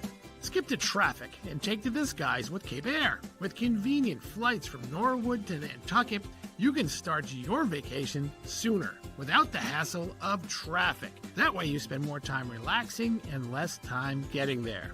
Experience the Cape Air difference and book your next flight today at capeair.com. Let Cape Air be your wings in the Northeast. Cape Cod 5 is proud to be the official banking partner of the Cape Cod Baseball League. Cape Cod 5 offers a broad range of financial products and services tailored for every stage in your financial journey. Reach out to us. We're here to help. If you can dream it, if you can cruise in it, if you can summer in it, fish from it, or take it for a day at the beach, we can protect it. The Baldwin Group. Protecting the possible. Try it, then buy it. Rent a new cat for up to 90 days. Then apply 100% of the rental cost to the purchase and save. The Milton Cat Rent to Purchase offer. Try it, then buy it. Go to miltoncat.com/RPO. Bottom of the fourth inning from Bourne, Massachusetts on a lovely Monday evening. Days kind of blend together here on the Cape Cod Baseball League with the amount of games in a row, but the crowd is packed for this one as we take you to Luke Costello, the batter, and Fry still a pitcher. Costello swings and drives it into the netting behind home plate on the first pitch. No balls, one strike, no outs in bottom four. Each team with 4 hits. Orleans right now with a 1-run lead. Andrew Costello was put down by way of a double play to end the third inning as Costello, his brother, takes the pitch outside for now a 1-1 count. That's now back-to-back opportunities with the bases loaded for Andrew Costello, where he grounds into a double play. Sure, a touch frustrating for the league's best bat by OPS so far. The 1-1, Costello drives it into right center field. Way right is Kelly. He goes back and can't make the grab. Drops once before the warning track. Kelly has it in his grasp as Costello rumbles into second base and has his 3rd double of the season. Make that the 5th double of the season for Luke Costello, and he's in scoring position for the Bravos. Yeah, it's huge. I mean, 2 hits for him today, and again, he just kind of put that ball in the perfect spot. Going the other way is always going to help you, but Kelly cut it off well, and the fact that he was able to get a double is impressive. Now 2 for 2 for Luke Costello after a couple days struggling at the plate. It's Trent Caraway. Caraway takes the first pitch as a strike on the inside half of the plate. Caraway, one of the better bats just yesterday, as he tweeted it out at 5 p.m. We missed it on our broadcast, but talked to Trent before the game. He let me know, hey, I'm going to Miami. Big congratulations to him. Fry looks at second. Pitch comes home. Caraway checks his swing, doesn't come around. The pitch misses inside for a ball. Quite the journey around the United States. He's covered almost everywhere, from Oregon State on the Pacific to the Gulf of Mexico at Louisiana State to now the Atlantic at Miami. The 1-1, Caraway swings, jams one to the right side into the glove of first baseman Kaydence just as he ranges to his left on the edge of the infield grass. And Costello still safe at second base. A little bit of an awkward tie-up right there, and now one down in bottom four. Blake Schaff, the new batter. Schaff, a smiley guy out there for the Bourne Braves. Always keeps the spirits up. And he's no stranger to summer ball either. His 3rd year in it. Steps into the lefties batter's box. Only 2 lefties in the lineup today for Bourne. First pitch, Schaff swings and skies it left side and out of play. Bourne with very limited lefties in their lineup. Oftentimes have at least 3, including a switch hitter, which had been either Rustin Rigdon or Riker Waite. Bourne putting out their highest percentage of righty lineups since the last time, or excuse me, a few games ago, as that pitch misses, against the Brewster Whitecaps. Yeah, and a lot of switch hitters as well, usually, we talked about. And that was all the way back on Sunday the 21st, a week ago today. Here's the 1-1 home from Fry. Schaff takes the pitch just outside. Yeah, like you said, you often have Rustin Rigdon, who gets the day off today. Rigdon had been the guy at the top of the lineup for a good amount of consecutive games, to be exact, 5. Now Stutzer gets it back. The 2-1. Shaft dribbles one to the backstop. It's a 2-2 count with 1 out in bottom 4. Blake Shaft 1 for 1 with an RBI yesterday as he came to pinch hit in the 9th inning. Brought Bourne just close enough, but not far enough. Costello on second base, Luke that is. The 2-2 pitch home. Swing and a foul tip back into the glove of Cale Strickland. He holds on, and it's 2 outs with a strikeout, the 3rd of the evening, rather 4th for the pitcher in Fry.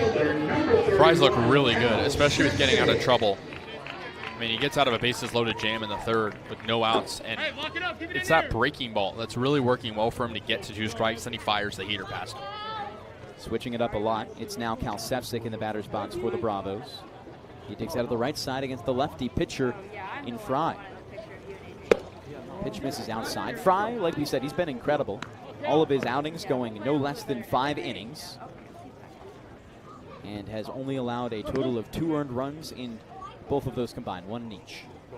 Fry works out of the stretch on the 3rd base of the rubber, looks in and fires. Sefcik drills one high left side. Back the left fielder in Myatt at the wall, and see ya! Cal Sefcik, everybody, showing what he did in 2025. Braves on top 2-1 here in the 4th. Is Cal Sefcik back? That's what they say. Is Cal Sefcik back? I think you just told us he is. A 2 RBI knock for his first home run on the year. And now the 4th Bravo to find the ball over the fence on the season. Joins Bryce Estep here as he steps into the righty's box, as well as Mark Quattrani and Andrew Costello. It's now 4 hits the last 2 games for Sefcik. Kind of unheard of if you went back a couple weeks. And we talked about how he was getting unlucky, how he's a very solid player. Now he's finding the luck. Estep's first pitch, swings and flies it back into the netting. Estep, a Coastal Carolina catcher who's taking his talents to the University of South Carolina in Columbia this coming fall. Now 3 players on this team, as there's the cheers in the dugout. Maybe a little silent treatment to Cal Sefcik at first. And Fry on the mound, dealing now with Estep. Delivers a breaking ball in there for strike 2. Bryce Estep, a good relationship with Derek Bender, former Bourne Brave, who threw out the first pitch to Estep today. They hugged after the pitch. And Bender in attendance, as he was a big part of the Bourne Braves 2023 championship. Hit a home run against the Firebirds in Game 3 as Estep takes the 0-2 for a ball inside. Bender and Estep, a part of that line of Coastal Carolina catchers that have spent time under Scott Landers. Caden Bodine, a 2nd-round pick last year, is well one of those names. He was the Buster Posey Award winner in 2025. The 1-2, Estep swings and fires it back into the netting once again. 1-2, the count remains. Estep, his last time out, a base hit, a little awkward. Poor defense, but not ruled an error. Ball just dropped in the infield, but no one was there to get it. Lost in the sky. Estep stands with a closed stance in the back of the righty's box. Waves that maroon bat. The 1-2. He takes outside on the slider for ball 2. Estep almost hit the same exact home run that Cal Sefcik did, just over the left field wall. Maybe he can do it again here. 2 balls, 2 strikes, 2 outs, bottom 4, Bourne up 2-1. The pitch comes home. Estep swings, drills it into right field. Right goes the right fielder in Rowan Kelly as he makes the basket catch for out number 3. Bourne, plate 2. It's a Cal Sefcik moonshot to give the Bravos the lead.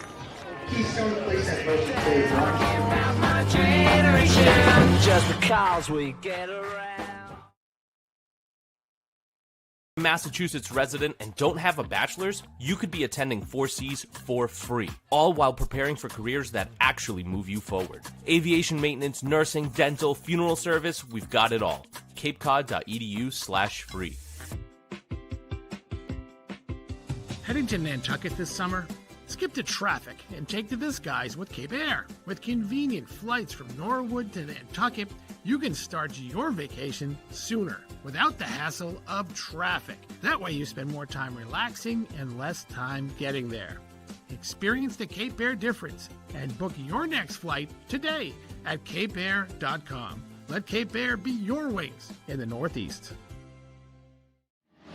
Cape Cod 5 is proud to be the official banking partner of the Cape Cod Baseball League.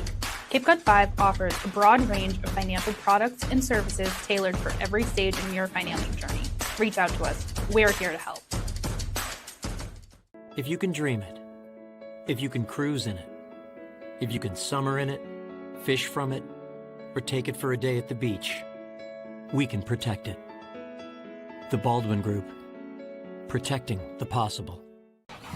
Try it, then buy it. Rent a new cat for up to 90 days. Then apply 100% of the rental cost to the purchase and save. The Milton Cat Rent to Purchase offer. Try it, then buy it. Go to miltoncat.com/RPO.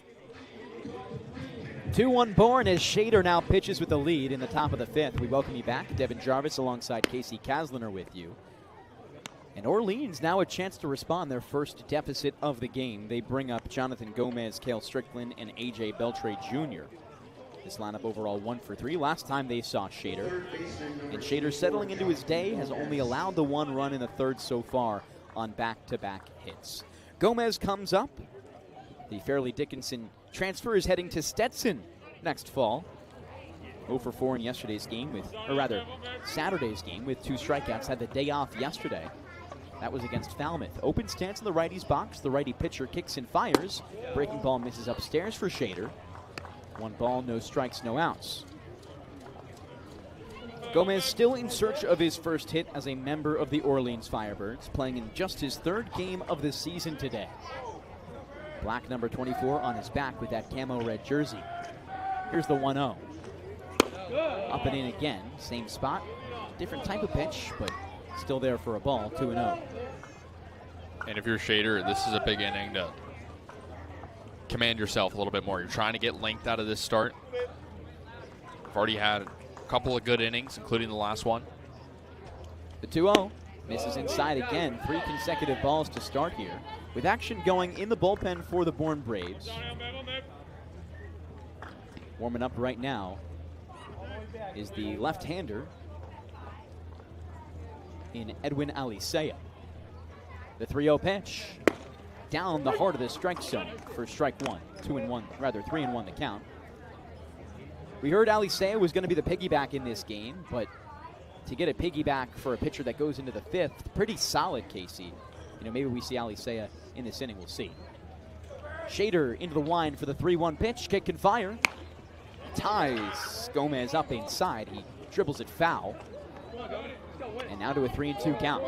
It's one of those games where, depending on how it goes, you might only have 2 pitchers. I mean, realistically, probably 3 with a closer if you can keep the lead.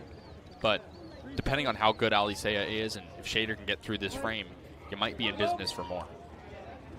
The payoff from Shader. Gomez looks it down for a ball, just barely misses outside. And it's a 6-pitch walk to start.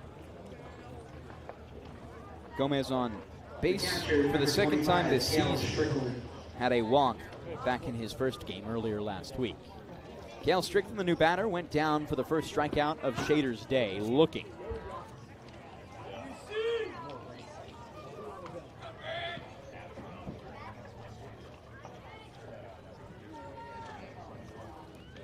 Out of Charlotte, Strickland steps in. Waves his bat and gets set to go. The pitch first from Shader. Fastball misses low. With UNC Charlotte this past season, hit .288, an OPS of 765 as E-Step joins Shader on the hill for a quick convo. And boy, is Strickland no stranger to summer ball. He's in his 4th season of summer ball. Was with Gainesville in the Sun Belt Summer Ball League back in 2023. In 24, he was with Charlottesville in the Valley League, and with the Mystic Moondocks last summer in the NECBL. The 1-0 pitch. Strickland drills it left side, and a great grab there by Ellis. Throws with his glove to second. The throw to first in time. Lee Ellis, a web gem on the assist. 2 down in top 5. It's a Sports Center top 10 play. I mean, the flip with the glove after a diving stop looked like Superman. Is Lee Ellis back? Lee Ellis with a heck of a play. Struggled defensively at second base yesterday. Now has looked really solid. And Bourne clean up the mess in the base paths. It's A.J. Beltre Jr. up now with 2 outs. Shader looking to go a full 5. Has only allowed 1 run. The pitch home. In for a strike. Beltre a double back in the 3rd inning, just perfectly placed up the right field line and into no man's land, where he was able to get in there standing. Back at the wind is Shader, the kick and pitch. Just misses in the dirt inside. We had word that A.J. Beltre's father, Adrian Beltre, is actually in attendance today here in Bourne. Somewhere in the crowd watching his son play here and get a double earlier in this game. Yeah, not too bad. Always a fantastic place to watch a game. I'm sure Mr. Beltre's enjoying it. The 1-1. Beltre swings and drills it right side out of play, just above the 6-foot fence up the right field line. Sure, it's not a bad trip for a guy who had an illustrious career at the major league level, and it's a chance to guide his son to a potential major league career. Famously a Seattle Mariner and Texas Ranger. The 1-2 pitch at home. Soft worm burner left side. Ellis again picks it up, one hand, fires to first, and gets it there. How about Lee Ellis contributing to all outs here in inning number 5? Top 5 done, bottom 5 we go to. Bourne bat for the first time with a lead to start an inning. We'll be right back on the Bourne Braves Broadcasting Network and Cape League TV.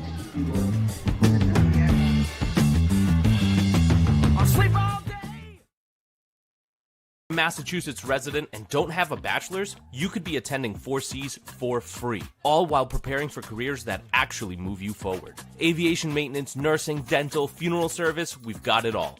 capecod.edu/free. Heading to Nantucket this summer? Skip the traffic and take to the skies with Cape Air. With convenient flights from Norwood to Nantucket, you can start your vacation sooner without the hassle of traffic. That way you spend more time relaxing and less time getting there. Experience the Cape Air difference and book your next flight today at capeair.com. Let Cape Air be your wings in the Northeast. Cape Cod 5 is proud to be the official banking partner of the Cape Cod Baseball League. Cape Cod 5 offers a broad range of financial products and services tailored for every stage in your financial journey. Reach out to us. We're here to help.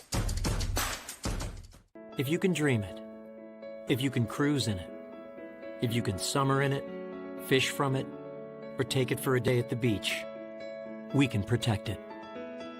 The Baldwin Group. Protecting the possible. Try it, then buy it. Rent a new cat for up to 90 days. Then apply 100% of the rental cost to the purchase and save. The Milton Cat Rent to Purchase offer. Try it, then buy it. Go to miltoncat.com/RPO.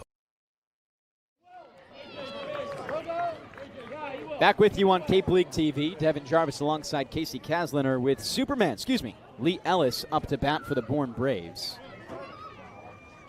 And what a defensive play back in top 5. Let's see if he turns the defense to offense. First pitch from Fry, he swings and flies it back and out of play. Ellis may be going to be featured on Sports Center tomorrow morning with just a heck of a dive. A glove flip to second to turn 2. Open stance, he straddles the righty's box. Rests the bat on his right shoulder. The pitch from Fry home. Ellis this time pops it to the right side. Above the Orleans dugout, it just tails out of play and foul. Bourne plated 2 back in the 4th on a Cal Sefcik home run over the left field wall. Hoping to keep momentum going. Bourne have not been a middle-of-game team offensively. Just haven't really shown it. Let's see what they can do here. The 0-2. Ellis takes upstairs. In the 4th inning, Bourne has 6 runs total, but hadn't scored in the middle of any games any time recently. Ellis stands in. The 1-2. Ellis swings, drills it left side, through the gap and into the outfield. Base hit for Lee Ellis. He's 1 for 1 on the day with a walk. And you said it last time, is Lee Ellis back? It's been the best 10 minutes of his Bourne Braves career. In a short sample size, but how about that? Flipping the lineup over, being a bit of a second leadoff, and a chance for the Braves to avenge themselves. We'll see what they can do in the base paths. Infield now shifted to the third base side against the leadoff man in John Stutzer. 1 on and no one out for the FSU products. Throw comes to first base. Standing is Lee Ellis. Nothing happens. Ellis most recently as a member of the Buckeyes at Ohio State was fantastic stealing bags. Overall 17 of 19 attempts. Stutzer shows bunt, pitch comes outside, and it misses for a ball. 1 ball, no strikes, no outs. And this seems like it's going to be another opportunity for the Bourne Braves to score runs if they can do something here. Stutzer batting 171 on the season, a base hit back in the 3rd to what would also be a base hit here. Throw again to first base. Dive from Ellis, he's safe. Tag applied on the back by Kaydence. Jonathan Gomez, the third baseman, his tiptoes on the infield grass. Shortstop in Comiskey playing regular with A.J. Beltre Jr. right behind second base. Shifted over. Another throw at first. Standing in safely is Lee Ellis. Bourne with their prime part of the lineup up. Leadoff man in Stutzer, who's struggled, but Bolton and Costello after him, who have been two of the best 3 bats in the Cape Cod Baseball League. The 1-0 home. Stutzer takes low and away.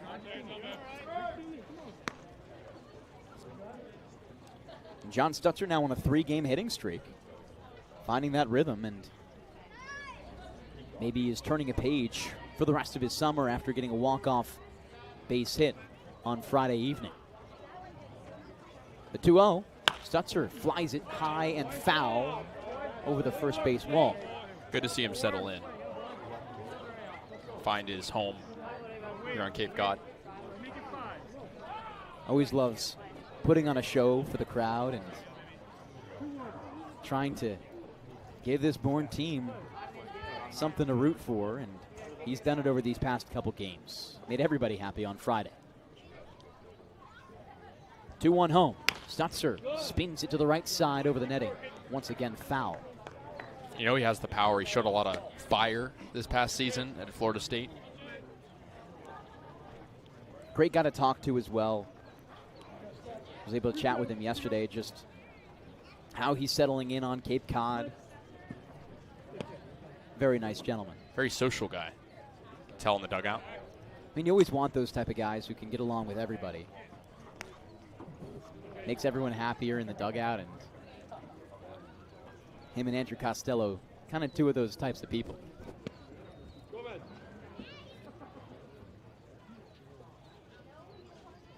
Two. Swing and a miss. Stutzer down on strikes. Can't run to first. The center fielder, number 28, Bolton. Tough swing.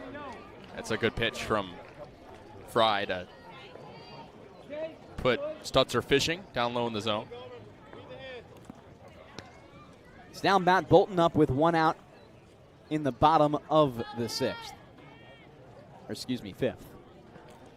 Ellis still at first base, hasn't made a motion towards second base. Dives in on a throw, and he's safe once more.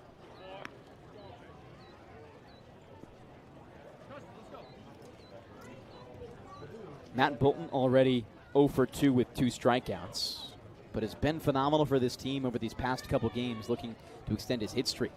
Takes a rip at the first one, dribbles it up the first base line. It just dashes foul.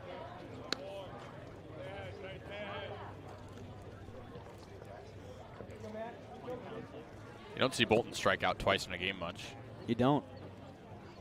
on the season so far. Bolton, again, has been phenomenal. Entering today's game, third in the Cape Cod Baseball League in OPS. Was the cleanup man yesterday for the Bourne Braves. Lots of 2 spots today. And had 2 triples in that game. Only the second person in Cape Cod Baseball League history to have 2 triples since 2013. He swings and skies it back. And it remains 0-2. Bolton on the season has only struck out in 2 games now twice, including today.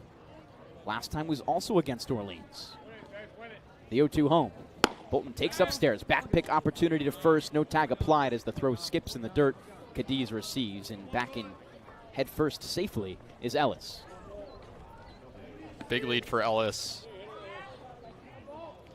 See if he uses his speed. The Braves would love to get another runner in scoring position like they did last inning. Open stance here for Bolton. The pitch home. Bolton rips it high, left side. It tails foul, third base side. Gomez under it, over the wall, can't make the grab, just misses it. Could have went Jeter to grab it, and couldn't do so. Probably didn't want to end up with a bloody nose like Derek Jeter did back in the late 2000s.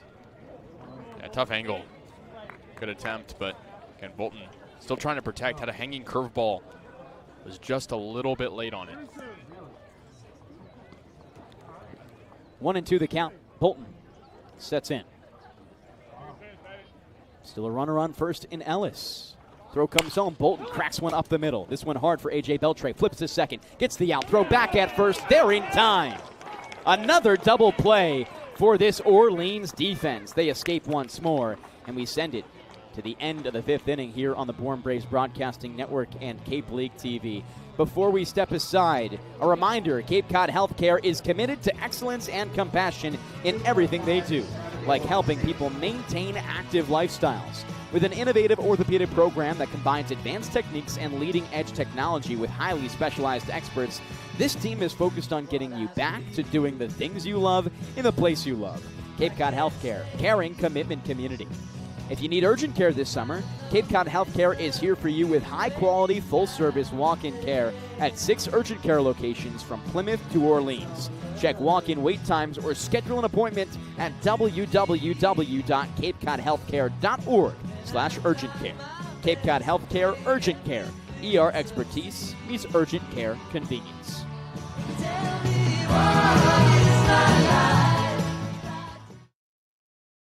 Cape Cod 5 is proud to be the official banking partner of the Cape Cod Baseball League. Cape Cod 5 offers a broad range of financial products and services tailored for every stage in your financial journey. Reach out to us. We're here to help. Try it, then buy it. Rent a new cat for up to 90 days. Then apply 100% of the rental cost to the purchase and save. The Milton Cat Rent to Purchase offer. Try it, then buy it. Go to miltoncat.com/RPO. Reader's Hardwood Supply is a candy store for wood, whether you're a professional or an amateur. Reader's Hardwood Supply carries over 70 species of both domestic and imported lumber from around the world, displayed in over 300 self-serve bins for your selection. So for your next project, make it your masterpiece with stock from Reader's Hardwood Supply. The woods of the world are here at Reader's Hardwood Supply. Edwin Alicea, the new arm out there, making his debut with the Bourne Braves this summer.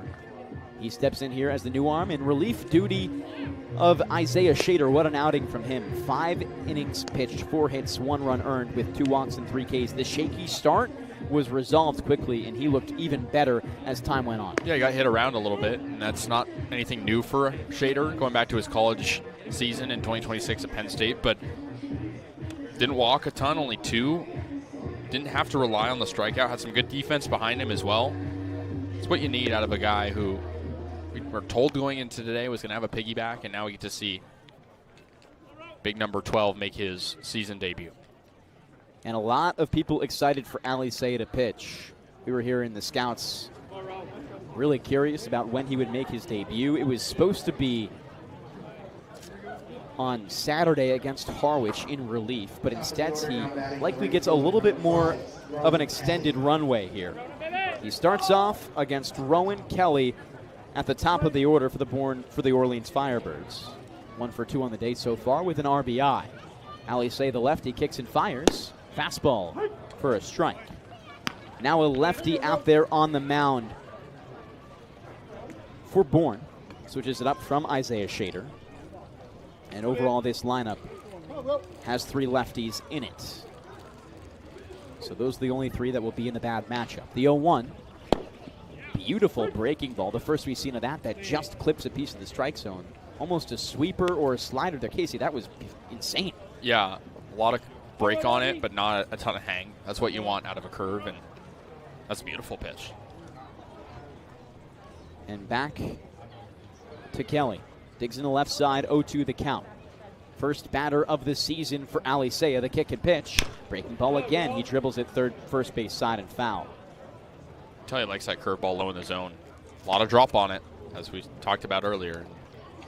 Again, chance to get the K here.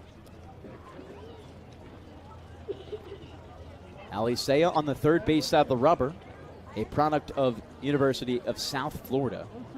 Was with Nova Southern in both 2024 and 2025 and transferred over. The 0-2. Breaking ball again. This time misses inside as it hangs.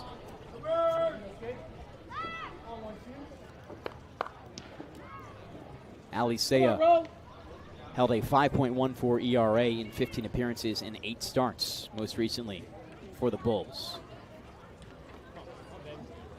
Here's the 1-2. Pitch comes home. Fastball swing, miss back in the glove of Eastep. He holds on the foul tip. 1 down. It's a nice pitch. I mean, saw a lot of arm side run on the fastball and talked about the curve already. It's how you want to start your season. It could be a valuable arm for Bourne. Pitched a total of 56 innings this past season, so quite a lot. Maybe not going to be able to be used for the entire summer, but certainly somebody who can be helpful here in late June, July. We'll see how far he goes. To Dominic Cadiz, first pitch. Fastball down the pipe for a strike. No balls, 1 strike, 1 out in top 6. The lead at 2-1 for Bourne. And the Braves pitching with the lead, hoping to keep it for a while here. They haven't had a mid-game lead in some time. Chopper left side from Cadiz into the glove of Ellis. Ranges in on the infield grass and throws across the diamond for out 2. Last time Bourne had a lead in a game that wasn't in the 9th inning goes all the way back to Tuesday against the Chatham Anglers. Bourne ended up tying that game 2-2. Rather, Bourne did have a lead on Wednesday against Cotuit. They ended up winning that game in walk-off fashion. Bub Terrell, the third batter of the frame, steps up with 2 down and no one on. Alicea's first. Fastball ties Terrell up to the left side. Caraway, the third baseman, taps his glove. It's there on 1 pitch to end the inning. Not a bad debut, Alicea. We step aside. Bourne bats back up.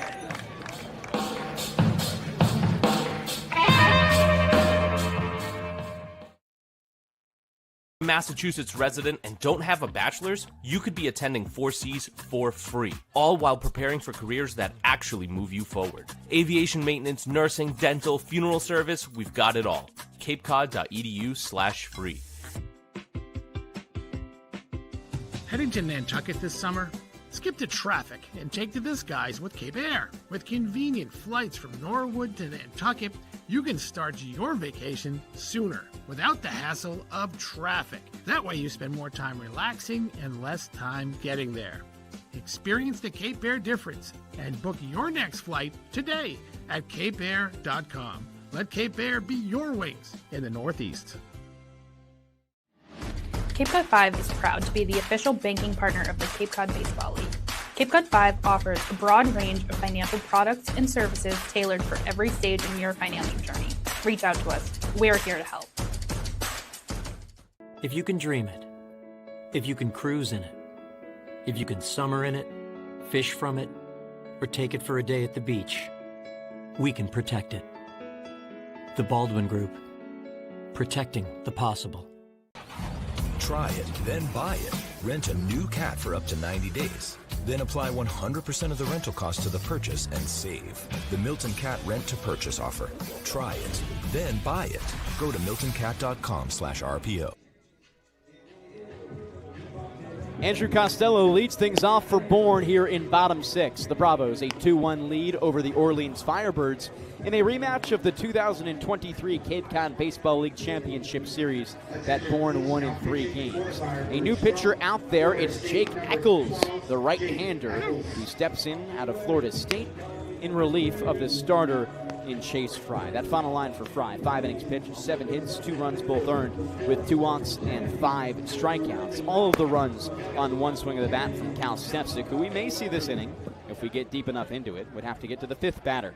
But nevertheless, it's Andrew Costello who leads the Cape Cod Baseball League in OPS, as well as most every statistical category for this Braves team.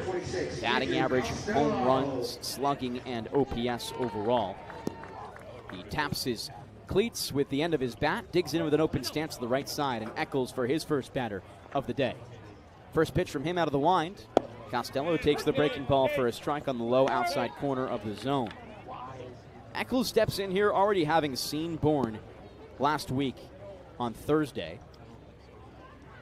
Pitched 2 innings, allowed 2 hits, 2 runs, 2 walks, and a K. The 0-1 pitch. Costello takes the fastball, same spot for a strike. Infield shifted third base side against the righty batter in Costello. It's Gomez closer to the third base line. Comiskey standard at short, and A.J. Beltre behind second base. First baseman playing typical in Kaydence. The pitch at home, 0-2, misses outside as Costello checks his swing. And the count at 1 ball and 2 strikes with no outs in the bottom of the 6th. Bourne looking for a little bit more insurance here. Haven't really piled on against the team since they beat Orleans a week and a half ago. The 1-2, Costello bounces it left side. Back is the shortstop Kaminsky. Outfield grass, tosses across the diamond there in time for out 1. Yeah, the shift was on. It's a good play. A hard hit ball in the infield. That's how you do it. It's his brother in Luke Costello who now steps up. If you weren't named Cal Sefcik, it would be Luke Costello, who's been the best player offensively of the day for Bourne.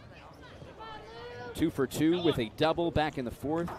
It was Sefcik who drove him in on his home run to represent one of the 2 runs that Bourne has. First pitch, Costello takes nose high for a ball. That one a touch inside as well. And the shift no longer there against the righty bat.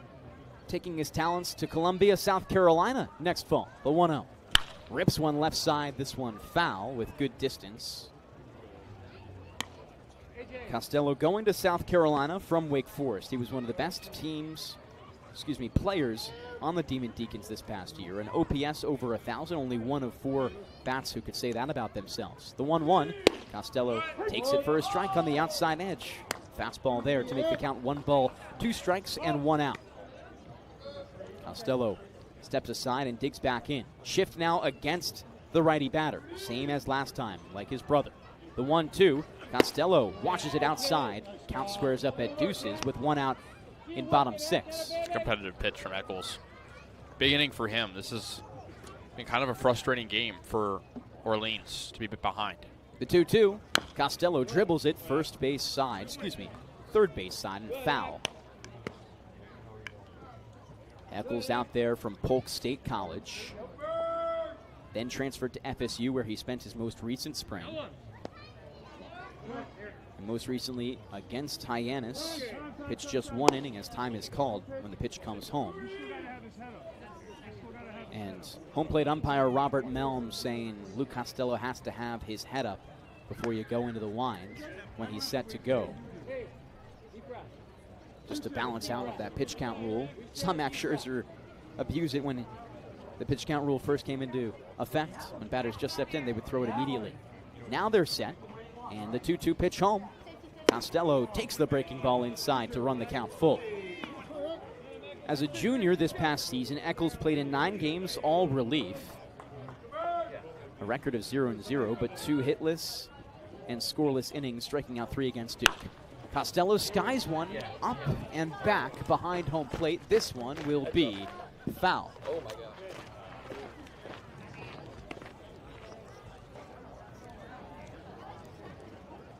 at Polk State for his sophomore and freshman season, was first team All-Citrus Conference in 25 as a sophomore. Played in 14 games with 2 starts and posted a 4-3 record with an ERA of 3.44. Payoff pitch, Costello plunked in the back. Boy, he does not look like he loved that one, but makes his way to first base as it just catches him on his upper left flat. And another base runner here for the Bravos. Now, in every inning, they've had one. 3 times on base for Luke as well. Big potential add-on inning for the Braves with the heart of the order up. Costello was struggling in recent games just a touch. Had been hitless for 2 consecutive and in 3 of 4. It's now Trent Caraway, the righty batter. Shift against him again. Pitch comes home. Caraway, that is, takes the first one low of the zone. Costello there on first base. Won't be the fastest guy, but maybe a hit in the gap can bring him home. Caraway open stance as he straddles the righty's box. 1-0. Caraway swings and misses ahead of the curveball. Caraway just yesterday committed to Miami. Will find his 3rd home in 4 years. The 1-1 home. Caraway rips it up the left field line. That one's fair. Into the outfield in the corner. Costello stops at third base, doesn't comb home, but a stand-up double for Trent Caraway to put 2 Ducks on the pond in scoring position. And looked like the catcher in Strickland trying to plead that it was a foul ball, but I mean, no one a better view than Robert Melms behind home plate, and that one skips directly over third base as we saw it, at least. It looked fair to me. Yeah, I'm with you. Blake Schaff now up with 2 on. All of the infield in for the Orleans Firebirds. Gomez, Comiskey, Beltre, and Cadiz left to right. Their tiptoes on the infield grass. Costello on third base. Caraway on second base. The pitch home. Schaff takes it outside. Eccles dealing with a little bit of adversity here. Started his season out a little slower. 5 earned runs in his first 2 appearances. Only 1 in his last 2. Schaff takes the pitch just low. Or rather, instead, a strike. And the count 1-1 with 1 out in bottom 6. Bourne up 2-1, hoping to extend their lead here. Schaff takes the pitch in the dirt. It skips. Good block there by Kel Strickland. Strickland only 1 pass ball so far this season. Would be devastating to have one here. Certainly would bring home a run.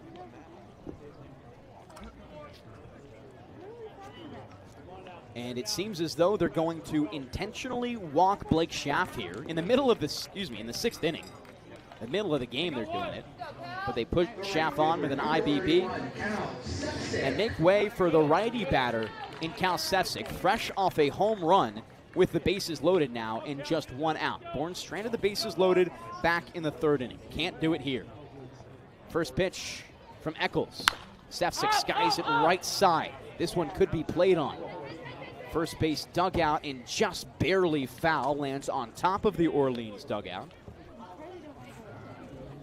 And back now to an 0-1 count at the plate.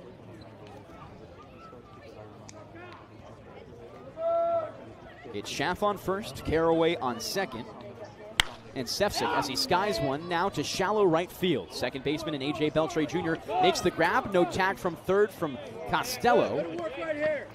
And Sefcik probably disappointed with that one as he goes back to the dugout and leaves the bases loaded now with 2 outs. Good play by Beltre. It's kind of in no man's land in right center. Backs up, makes a nice play. Bryce Estep now digs in. A base hit earlier today that dropped in the infield on a pop fly.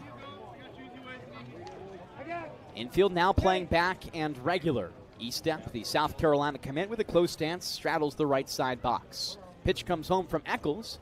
Estep takes the breaking ball for a strike. No balls, 1 strike, 2 gone in bottom 6. Bourne right now have 8 hits on just 2 runs. Got to step it up here. The 0-1.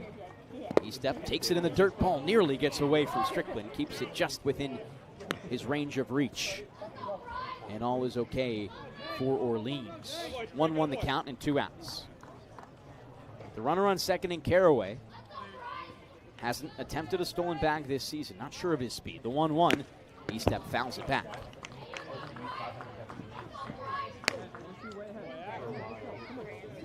And cheers coming out here for Bryce E-step to add on in the 6th for the Braves. Up 2-1 right now. Bourne scored 3 in the 7th. Last time against Orleans. E-step skies one right side, shallow right field. Kelly ranges in with his right hand, makes the shoulder high catch, and Bourne now twice in this game strand the bases loaded. They still lead 2-1. Just not what you want to see, but you still have the lead, and Bourne producing well defensively. Yeah, and insurance runs is kind of the problem yesterday, at least early in the game. Going up too early against YD and blowing it. You'd like to have more. Let's send it over to the sidelines for Kaydence Kilhof. Hey guys, thanks so much. Cal Sefcik is actually a returner from last summer when he hit 400 with 24 hits and 7 RBI. It seemed like he was struggling a little bit at the beginning of this season, but he might have just found his footing. He has back-to-back multi-hit games, and he just hit his first ever homer in a Braves jersey, as well as he's climbing atop the leaderboard for the Braves in stolen bases with 4 and hits with 7. Guys, it seems like the Cincinnati Bearcat is back in business with the Bravos this summer. Certainly does, Kaydence. He was really solid for the team last summer, hitting 400 in a Bravos uniform, as well as being a critical piece in the postseason. A short break, and we come back. Alicea into his second inning of work.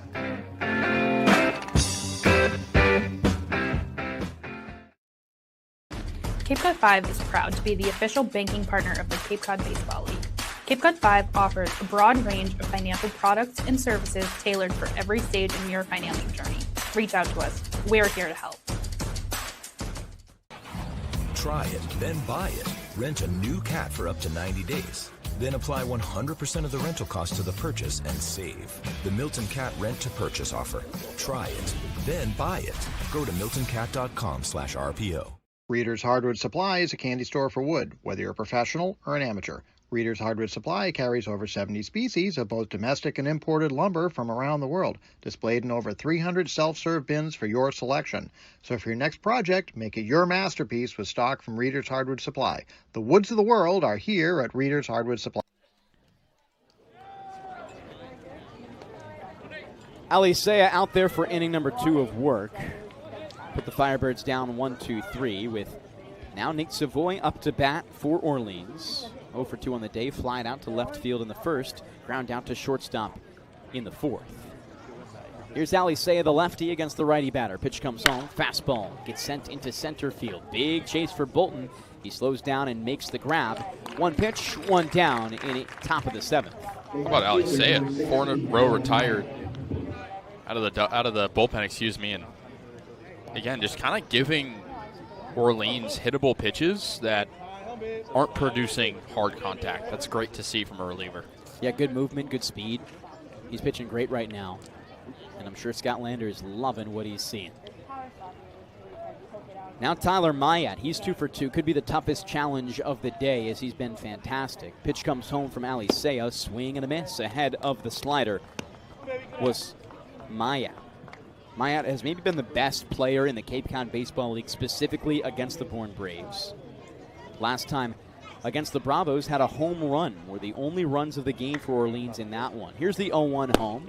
Slider misses way outside. In that last game, he went 2 for 3 with 2 RBI and that home run. Today, he is 2 for 2.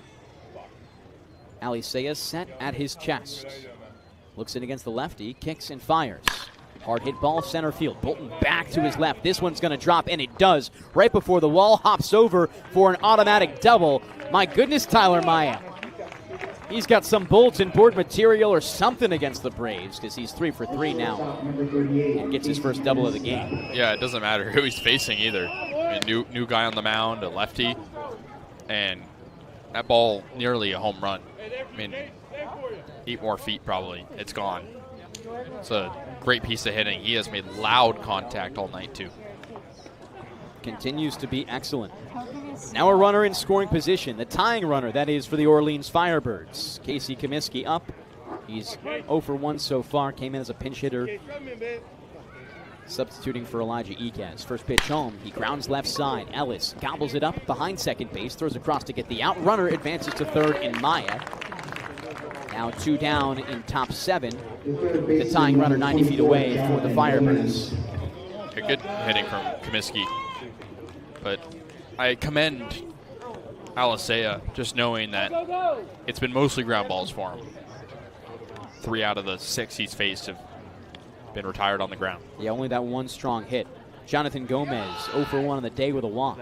And he faces Alicea for the first time. Lefty pitcher, righty batter. Maya looking in like he wants to come home, and we'll see if Gomez can do it for him. Stetson transfer. He sees the first pitch, checks his swing. He comes around for a strike on the first pitch. 0-1 the count with 2 outs. Orleans racking up hits here and there. Had 1 in innings 2, 3, and 4. And have their 5th of game right here in the 7th. The 0-1 home. Just misses inside on the slider. Gomez 2 days ago went 0 for 4 with 2 strikeouts. In search of his first hit as a member of the Orleans Firebirds. And if he does it here, ties this game up at deuces. Alicea digs back into the dirt on the third base side of the hill. Here's his 1-1. Fastball just barely misses inside. And he hasn't gone behind in counts really much either. Is right now, but this is the part of the order you want up if you're the Braves. Just have to stick to the fundamental pitches. 2-1 the count with 2 down. Alicea trying to get out of it. The pitch home. Sky's way outside. Rockets back to E-step from the backstop. And no movement there at third base from Myatt. He smiles with his third base coach and is happy he didn't make that gamble. There's not a backstop like Dorn Parks in the Cape Cod Baseball League. It is solid brick, no padding. And any pitch that gets there and is low enough will shoot back to the catcher quickly. That's what happens there, and it's now a hitter's count to Jonathan Gomez. 3 balls and 1 strike. Lefty arm on the hill. Alicea kicks and fires. Fastball misses low and inside. He walks Gomez for the second time. And it's now Cale Strickland up.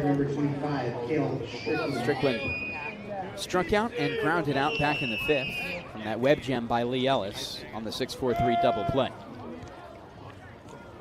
Runners on 1 and 3 for the Firebirds. Go ahead runner on first. And that's Gomez. Third base, you got Tyler Myatt. As a trip to the mound here from Scott Landers happens. And it's the entire infield as well as the catcher in E-step who join Alicea on the mound, who's showing mortality for the first time this game when he was just electric before. Yeah, and I think this is a good mound visit from Scott Landers. You have some flexibility with the force out still in order at second. Just got to calm a guy down who had a quick 6th inning and was seemingly on par to have a quick one here in the 7th. Just has to slow things down against Strickland, who struggled today. Alicea and the rest of the infield chuckle as they all go back to their spots. Always a good sign that a meeting like that ends in high spirits. So he steps back on and faces the righty in Cale Strickland, 0 for 2. Strickland with a chance to give Orleans the lead. The pitch comes home, 12-6 curveball, settles for a strike. It's been his best pitch so far. Has worked that, the fastball and the slider a lot. Like you said, most efficient one to this point is that curveball. 2-game hitless streak for Strickland here, looking to break it. The 0-1. He dribbles one up the first base line into the glove of E-step. They call it foul. E-step grabbed it in foul territory for that to be the call.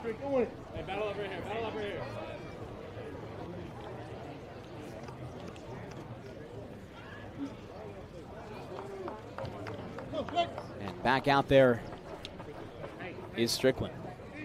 Transfer from Auburn, spent his freshman and sophomore years there. 758 OPS that freshman year, tailed off down to 333 in the sophomore year. No balls, 2 strikes, 2 down. The pitch at home. Fastball, he skies it back, foul.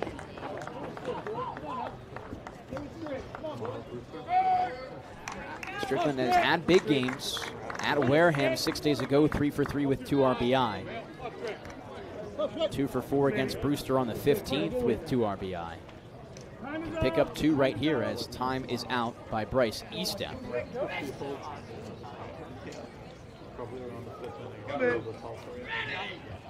And now set to go. Alicea having to be slowed down just a little bit here. Looks to the third base dugout as Scott Landers calls balls and strikes. Sets him up.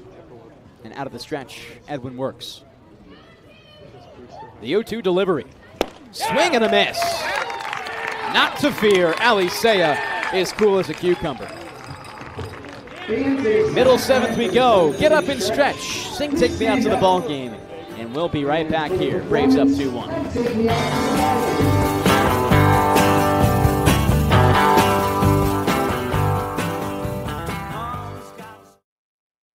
Massachusetts resident and don't have a bachelor's, you could be attending 4Cs for free, all while preparing for careers that actually move you forward. Aviation maintenance, nursing, dental, funeral service, we've got it all. capecod.edu/free.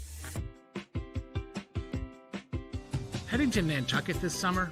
Skip the traffic and take to the skies with Cape Air. With convenient flights from Norwood to Nantucket, you can start your vacation sooner without the hassle of traffic. That way you spend more time relaxing and less time getting there. Experience the Cape Air difference and book your next flight today at capeair.com. Let Cape Air be your wings in the Northeast. Cape Cod 5 is proud to be the official banking partner of the Cape Cod Baseball League. Cape Cod 5 offers a broad range of financial products and services tailored for every stage in your financial journey. Reach out to us. We're here to help. If you can dream it, if you can cruise in it, if you can summer in it, fish from it, or take it for a day at the beach, we can protect it. The Baldwin Group. Protecting the possible. Try it, then buy it. Rent a new cat for up to 90 days. Then apply 100% of the rental cost to the purchase and save. The Milton Cat Rent to Purchase offer. Try it, then buy it. Go to miltoncat.com/RPO. Bottom of the 7th inning here at Doran Park in a beautiful Monday evening game.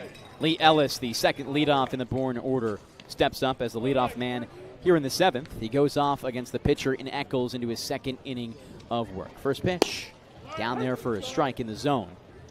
Ellis, a solid game so far today. You could argue his best of the season in a Bourne uniform. He's 1 for 2 with a walk and some great defense. Open stance, he stands in the righty's box. The righty pitcher in Eccles kicks and fires, and Ellis drives one shallow left field. A chase from Mayat. He lets it drop for a base hit. Ellis rounds second about 5 steps, then goes back, and he's got himself a multi-hit game. Bottom of the Braves order, it's been a lot better lately. Last night it was Cooper Williams. Tonight it's Lee Ellis. And how about Cal Sepsic as well? Pretty much all 3 guys producing. You could throw Bryce Eastep because of his defense and the fact that he had a single earlier in this game too. 5 hits among the bottom 3 in the order. As the top comes back out, it's John Stutzer. Let's see what he can do here. A runner on and the shift to the third base side against him. He takes the first pitch, a fastball, letter high inside. 1 ball, no strikes, no outs. Bourne up by 1 as we live in the bottom of the 7th inning. Ellis going to take a medium lead at first base, and Eccles now out of the stretch on the first base side of the rubber. Kick and pitch. A slider there for a strike. Comes in on Stutzer and finds the zone.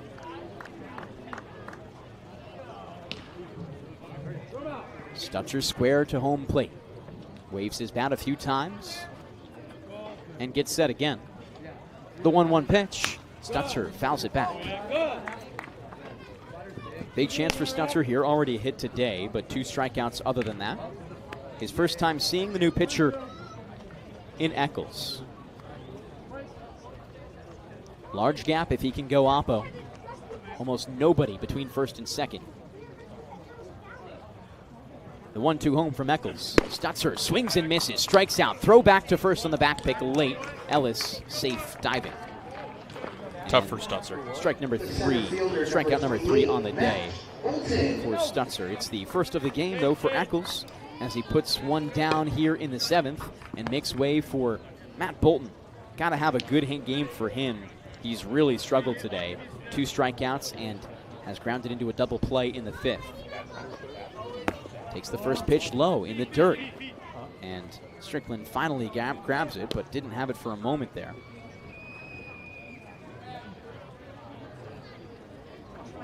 Eccles readjusts his jersey. It's the special Marcus Stroman jersey that the Orleans Firebirds wear. As Bolton stands in the left side, the 1-0 home. He takes outside, 2-0. So if you don't know, the jersey Orleans wears, designed by Stroman, it's a cutoff jersey that goes on top of a black undershirt, usually short sleeve. This time it's the camel. The 2-0, Bolton takes outside again. 3 balls, no strikes, 1 out. Ellis not doing much on first base. And it's a unique look, the only one of this nature for jerseys on the Cape Cod Baseball League. And all the way back. Definitely provides a unique look. Cools the players down, too, very light. The 3-0 home. Bolton, no green light, takes it down Main Street for a get-me-over fastball and strike 1. Bolton again, 0 for 3 today. But entering today with some quality performances. The 3-1, runner goes, swing and miss. Throw into second base on time, on target. He's got him. Ellis down on the base paths for out number 2, and we bring it back home for a full count between Eccles as well as Bolton. Everyone who's trying to steal bases today is not getting the luck. Just a really good defensive play from each step and Strickland on both sides. 6-game hit streak for Bolton, looks to extend it. The 3-2, swings and drives it up the middle into center field for a base hit. Make it 7 games in a row for Matt Bolton. Finally finds himself to first in this one. That's why you'd love to have Ellis on the base paths right now. Unfortunately, he caught stealing, but... And the hit and run 2 in place could have put him all the way to third as Kelly Nicholson joins Eccles on the mound here. See if it's a call to the bullpen. A name in the right field bullpen coming out for the Orleans Firebirds. Eccles' day is done. We take a short break here on the Bourne Braves Broadcasting Network and Cape League TV. Andrew Costello, friend of the program, coming up on the other side of the break. You got a friend in me. Massachusetts resident and don't have a bachelor's, you could be attending 4Cs for free, all while preparing for careers that actually move you forward. Aviation maintenance, nursing, dental, funeral service, we've got it all. capecod.edu/free. Heading to Nantucket this summer?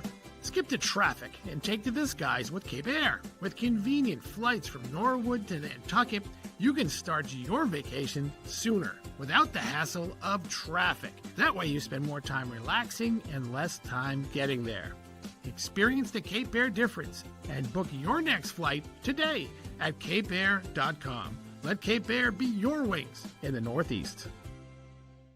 If you can dream it, if you can cruise in it, if you can summer in it, fish from it, or take it for a day at the beach, we can protect it. The Baldwin Group, protecting the possible.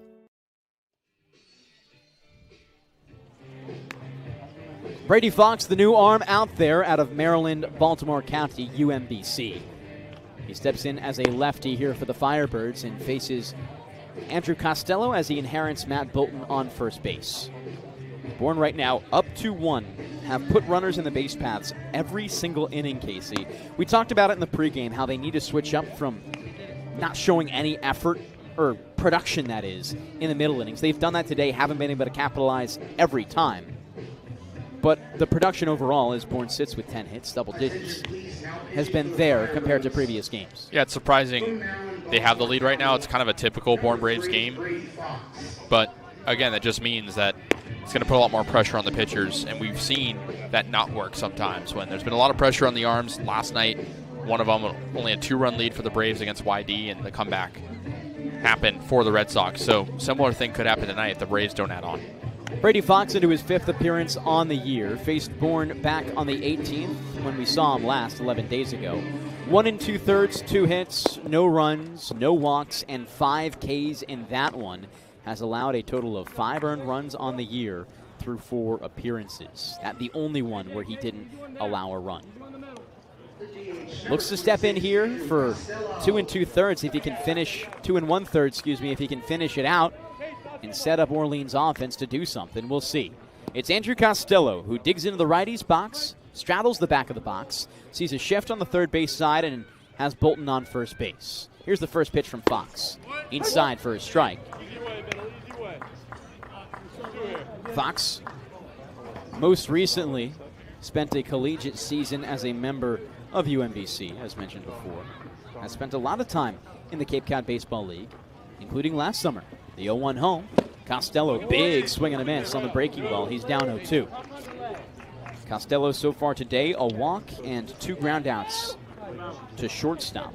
One of those an inning-ending double play with the bases loaded. He waves the bat with an open stance. Fox up in the count, no balls and 2 strikes. The pitch home. Costello checks his swing inside. Deferral to first base on the inside ball. He does not come around, says Glenn Stewart.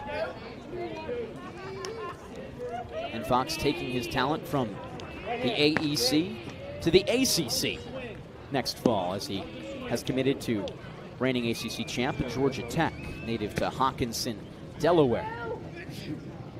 The 1-2 home. Costello grounds it across home plate and foul. Hits off his own body before he gets to fair territory.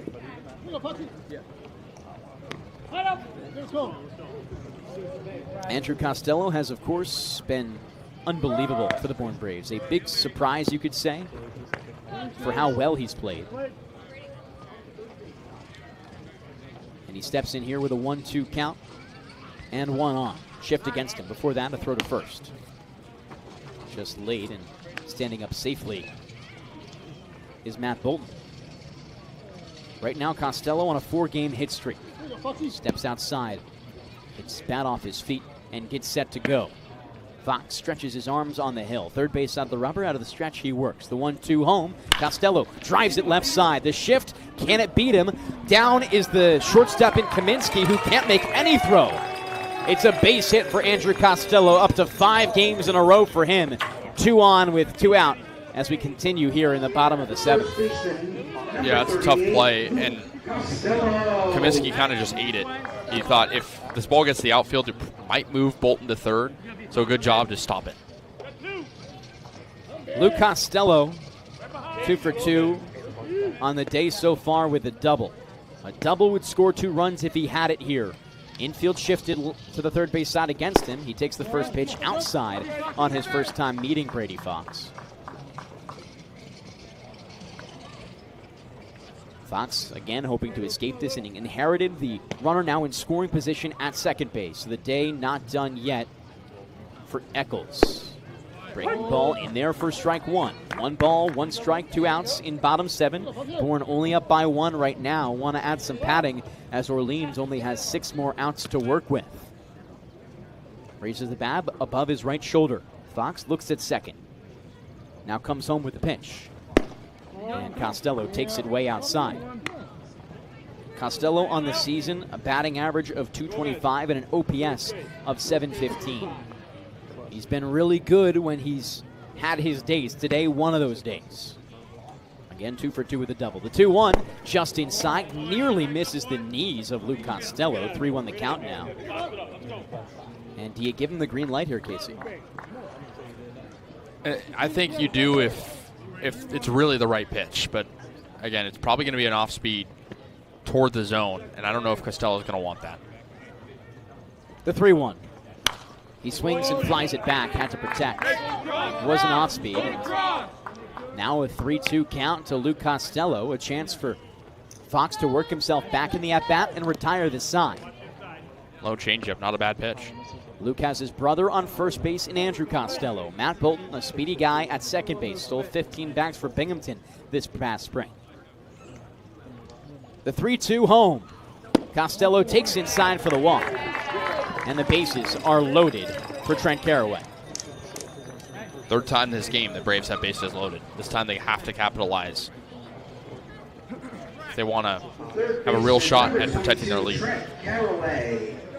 Luke Costello filling out his bingo card with all the ways you can get on base. He's now got it single, double, hit by pitch, and walk. Now for Trent Carraway.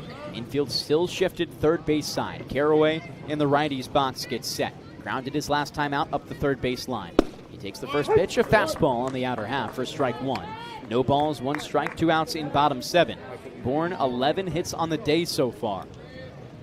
A 12th would certainly score some runs. Have already had the bases loaded twice this game and have fallen without runs in both of those opportunities. Carraway drives one left side. Tough play, Myatt. He looks towards second and makes the throw. And once again, Bourne retire without scoring a run. And the base is loaded. Real unfortunate for them.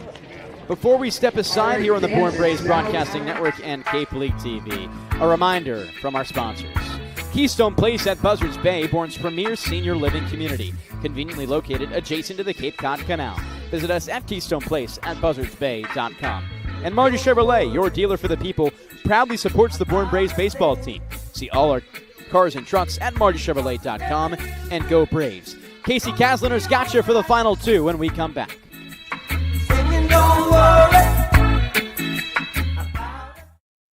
Massachusetts resident and don't have a bachelor's, you could be attending 4Cs for free, all while preparing for careers that actually move you forward. Aviation maintenance, nursing, dental, funeral service, we've got it all. capecod.edu/free.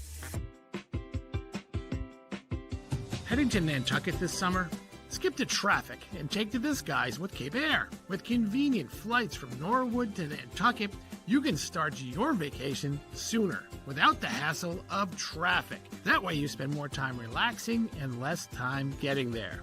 Experience the Cape Air difference and book your next flight today at capeair.com. Let Cape Air be your wings in the Northeast.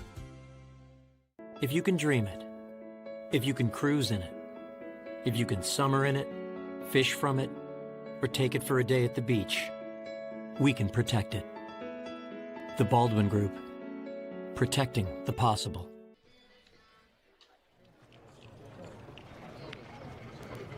Officially in clutch time at Doran Park. Braves up 2-1 over the Orleans Firebirds. We'll have 9-1-2 due up against Alicea. Second baseman, number 29, Adrian Beltre Jr. So top of the 8th inning, Alicea will face 9-1-2 with A.J. Beltre, Rowan Kelly, and Dominic Cadiz. A.J. 1 for 2. He doubled and scored in the 3rd. He also grounded out. Lefty pitcher against the righty. Alicea fires home. Curveball outside. Beltre takes 1-0. And this screams Alicea to go one more inning to set up Adam Buczkowski for the save in the 9th. He's just got to do what he's done and be strong.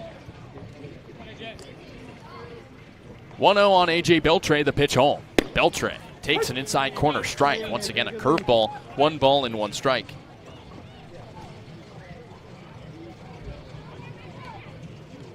It'll be Beltre, then Kelly and Cadiz, as the Firebirds try to look back to what they did in the 3rd inning and put a run on the board. The 1-1, Beltre chops it straight into the dirt and foul behind the catcher. It's 1-2 still.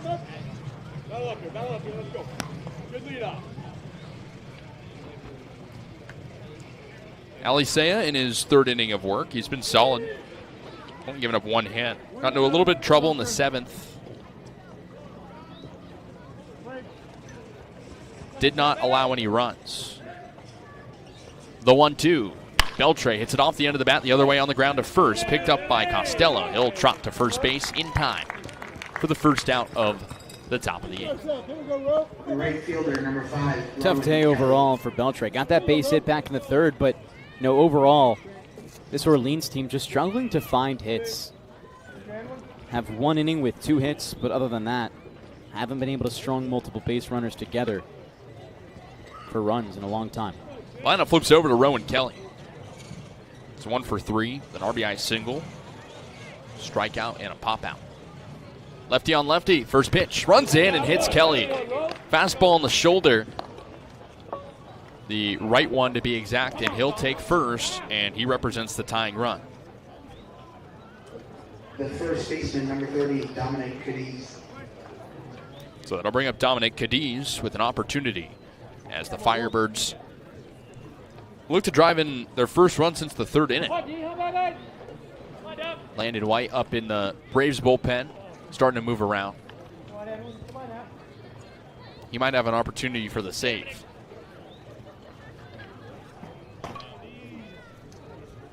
Lefty pitcher against the righty in Kaydence, who's 0 for 3, rather 0 for 2.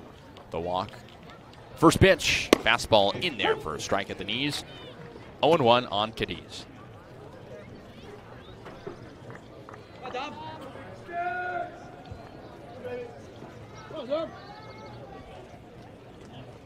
Kaydence, the UCLA product, trying to put one in the outfield. The 0-1. Kaydence swing and a miss.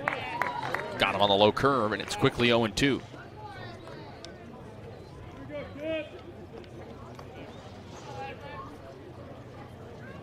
Alicea 1 pitch away from putting a big out, number 2. On the scoreboard with a man at first. The 0-2, swing and a miss. Strikeout number 3 for Alicea, and a big out number 2, as we said. Great bounce back there from Alicea with a strikeout. You hit a batter, and especially guy out of USF trying to prove himself here on Cape Cod. Can sometimes get rattled like that, but he doesn't. And this is the hardest part of the order, too, that he has to storm through. Here's Bub Terrell, 0 for 3. One of the top hitters in this lineup. Looking to make an impact. Lefty on lefty matchup, the first pitch. Curveball, it drops in low. 1-0. Rowan Kelly at first. 2-1 game in favor of the Braves. Out hitting Orleans 11-5. Only 2 pitchers so far for the Bravos. Alicea, the 1-0 pitch. Terrell takes low and outside. 2-0.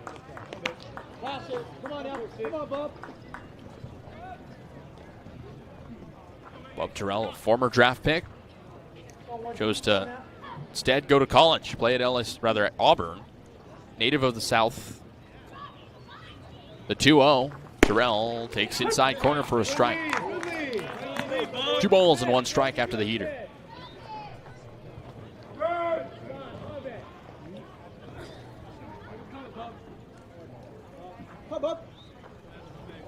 Terrell struggled with the strikeout this year. He is already a K victim once. The 2-1. Terrell takes a low curve just below the zone. They counted 3-1 with 2 gone and a man at first in the top of the 8th. And he's barely missing these curves now for Alicea, but you know, you got to do anything you can to stay in this at bat. That one a ball, the first one he did, if you had ABS, would have been a strike. But he's still pitching well. Alicea looking to battle back. He stares at first, now fires home the 3-1. Terrell takes inside, that one nowhere close, and it's a 5-pitch walk. 2 free passes dealt by Alicea. It's now first and second, 2 gone for the cleanup man in Nate Savoy. And it's Butchkowski going to the bullpen for Bourne here. Not a full 60 feet 6 inches yet, just tossing the football before he gets going. Scott Leonard's going to trust Alicea throughout this inning. And I mean, you only need 1 more out. Alicea has been good. He's seen adversity, dealt with 2 runners on back in the 7th on the corners and escaped with the strikeout. He could use that here. Here's Savoy, 0 for 3. Digs out of the right side against the lefty. First pitch, a fastball in there for a strike at the knees, 0-1. The fastball looks really good so far. I mean, he's been using it really well, mixing in that curve too. But does have a limited pitch selection between that fastball, slider, and curveball. Alicea, a look at second. Now the 0-1 home. Savoy chops it on the ground over toward third. Caraway picks it up, strides toward first, throws in time. Couple of free passes given out by Alicea, but that'll do it. We go to the bottom of the 8th. Braves up 2-1.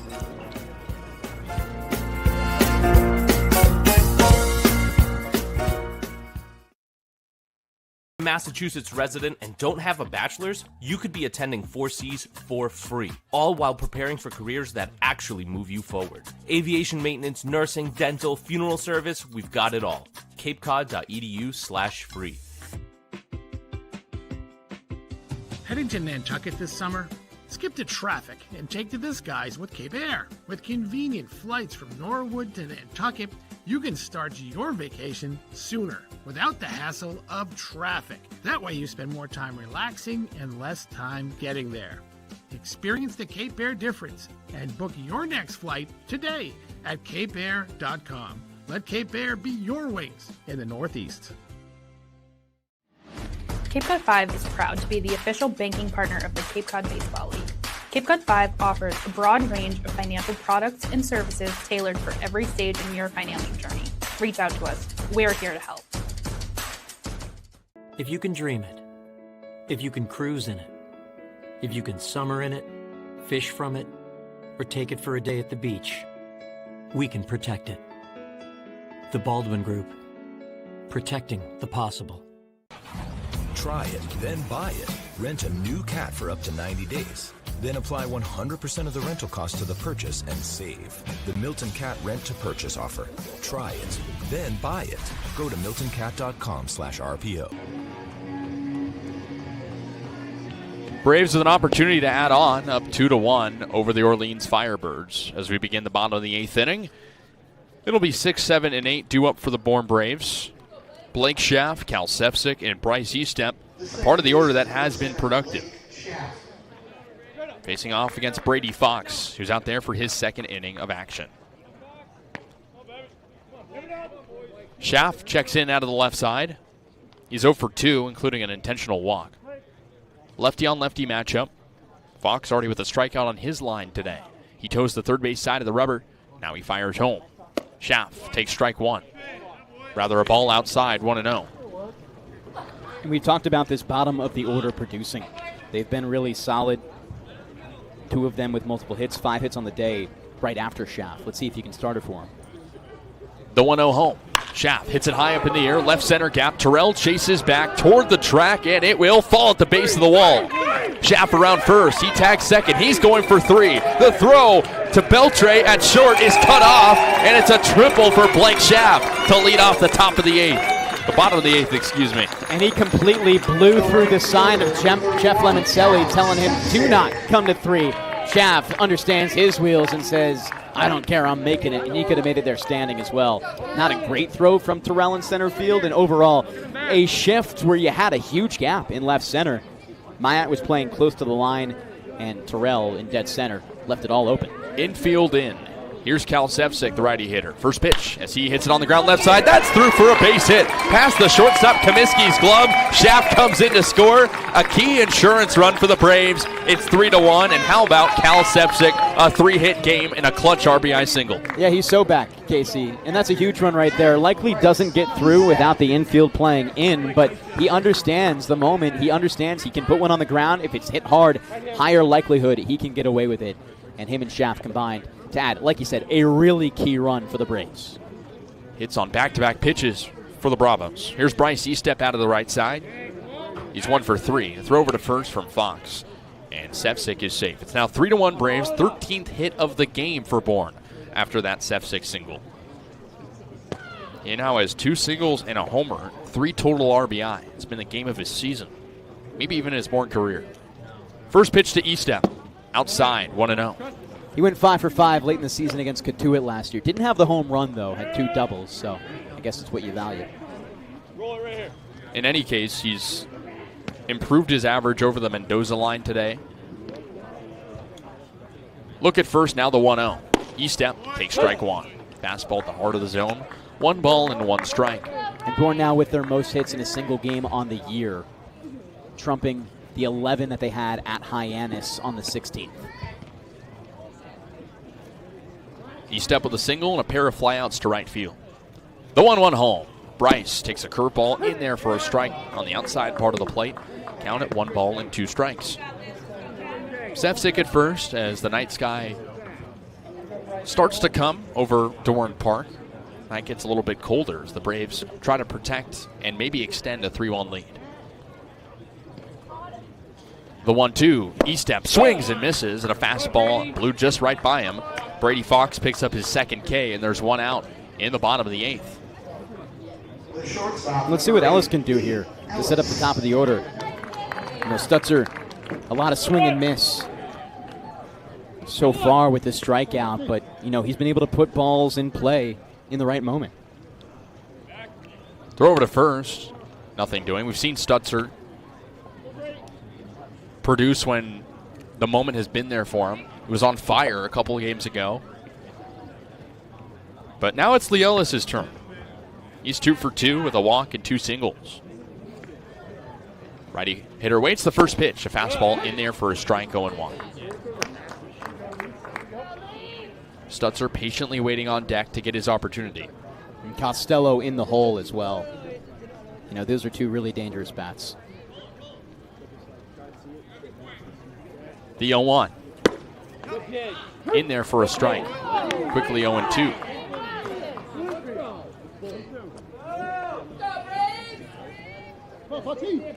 So Lee Ellis will try to protect an 0-2 count with 1 gone in the bottom of the 8th and a man at first. Braves up 3-1. Fox set out of the stretch. He looks at first. Now the 0-2. Ellis swings and misses. Back pick to first, and the runner is safe. But that's the second strikeout in a row, and a good response from Brady Fox. Really good response overall. And you're just finding that Fox continues to have the same rhythm he did against the Bourne Braves last time he faced him. Saw them scoreless, and doesn't have that same resume here, but certainly could get out of this and limit the damage. So here's John Stutzer. Knows what it takes to make it to first base. First pitch home. Curveball outside, 1-0. But Stutzer with 3 strikeouts. Trying to get some extra base hits on his line this season. Gets a second or third base. The 1-0. Stutzer swings and misses. 1 ball and 1 strike.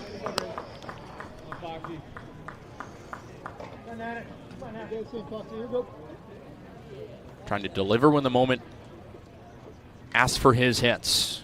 A chance to extend the inning for the Braves and what could be their last inning up. The 1-1. Runner goes. A good jump. The pitch is a called strike. The throw to second is not in time. Stolen base from Cal Sefcik, who continues to move around when called upon, and the Braves have a runner in scoring position. Just an excellent game from Cal Sefcik overall. If the Braves leave this one on top, no doubt that it's likely Cal Sefcik who Kaydence talks to. Pending maybe something big here from Stutzer. Stutzer trying to deliver with a man in scoring position. The 1-2. He fouls it straight back.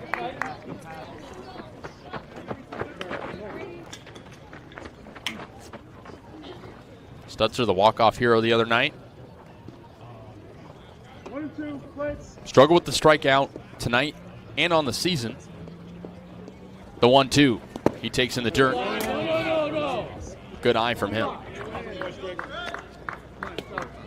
He's seeing pitches here too, which is big. And that's the type of approach you want to see from him that he hasn't been able to do. Of course, the strikeout really his biggest detriment, but, as he has better play discipline, it'll come for him, it seems. Look at second, now the 2-2 as he pops it high and foul to the right side. Over the screen, it's 2-2 still. 2 gone and bottom of the 8th.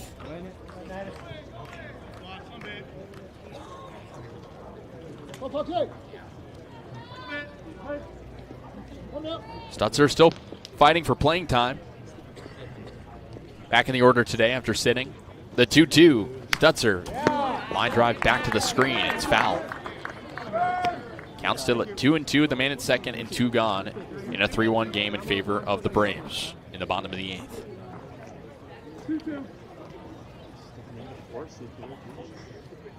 Stutzer readjusts his wood. Scales the back of the box.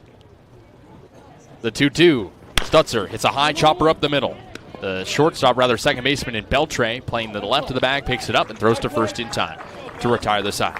Last chance coming up for the Orleans Firebirds, who trail 3-1. We go to the top of the 9th inning. Braves up a pair.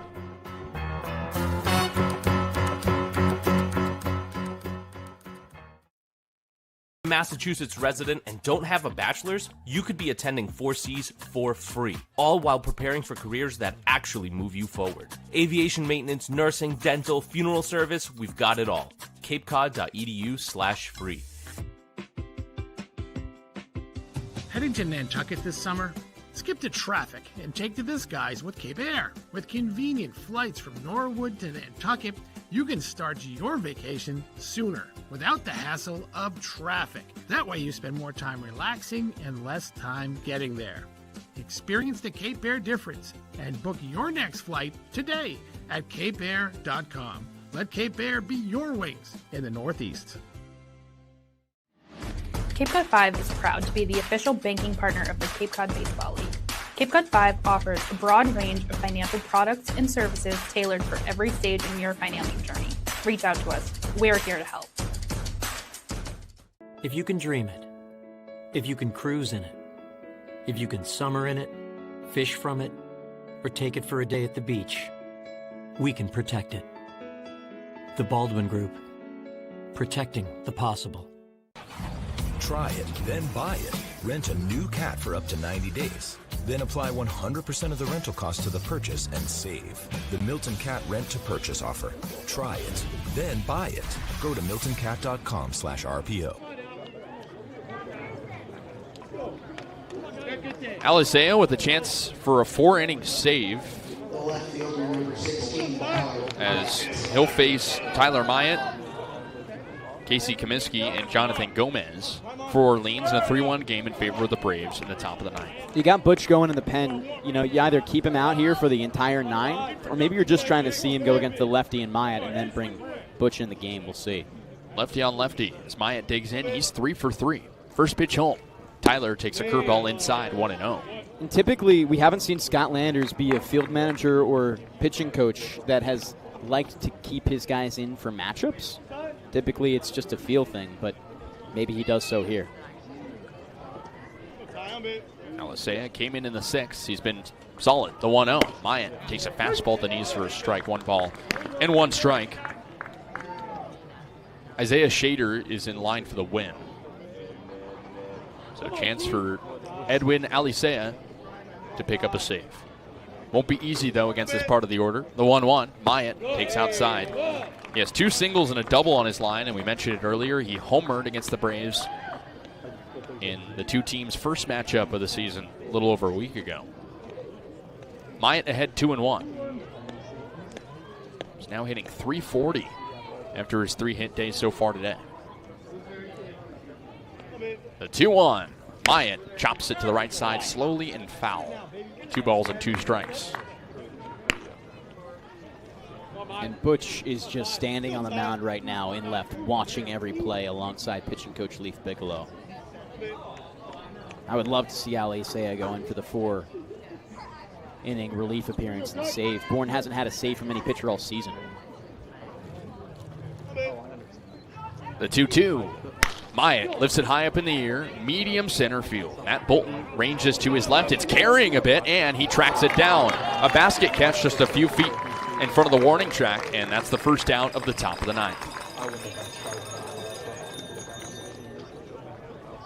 Shortstop, number 38, Kasey Comiskey. Here comes Scott Landers, and it looks like that'll potentially do it for Edwin Aliseo, who was quite good tonight for the Braves. So call to the bullpen. Adam Buczkowski looking for a 2-out save here on the Bourne Braves Broadcasting Network and Cape League TV. Like a fool, I went and stayed too long. Massachusetts resident and don't have a bachelor's, you could be attending 4Cs for free, all while preparing for careers that actually move you forward. Aviation maintenance, nursing, dental, funeral service, we've got it all. capecod.edu/free. Heading to Nantucket this summer? Skip the traffic and take to this guy's with Cape Air. With convenient flights from Norwood to Nantucket, you can start your vacation sooner without the hassle of traffic. That way you spend more time relaxing and less time getting there. Experience the Cape Air difference and book your next flight today at capeair.com. Let Cape Air be your wings in the Northeast. If you can dream it, if you can cruise in it, if you can summer in it, fish from it, or take it for a day at the beach, we can protect it. The Baldwin Group, protecting the possible.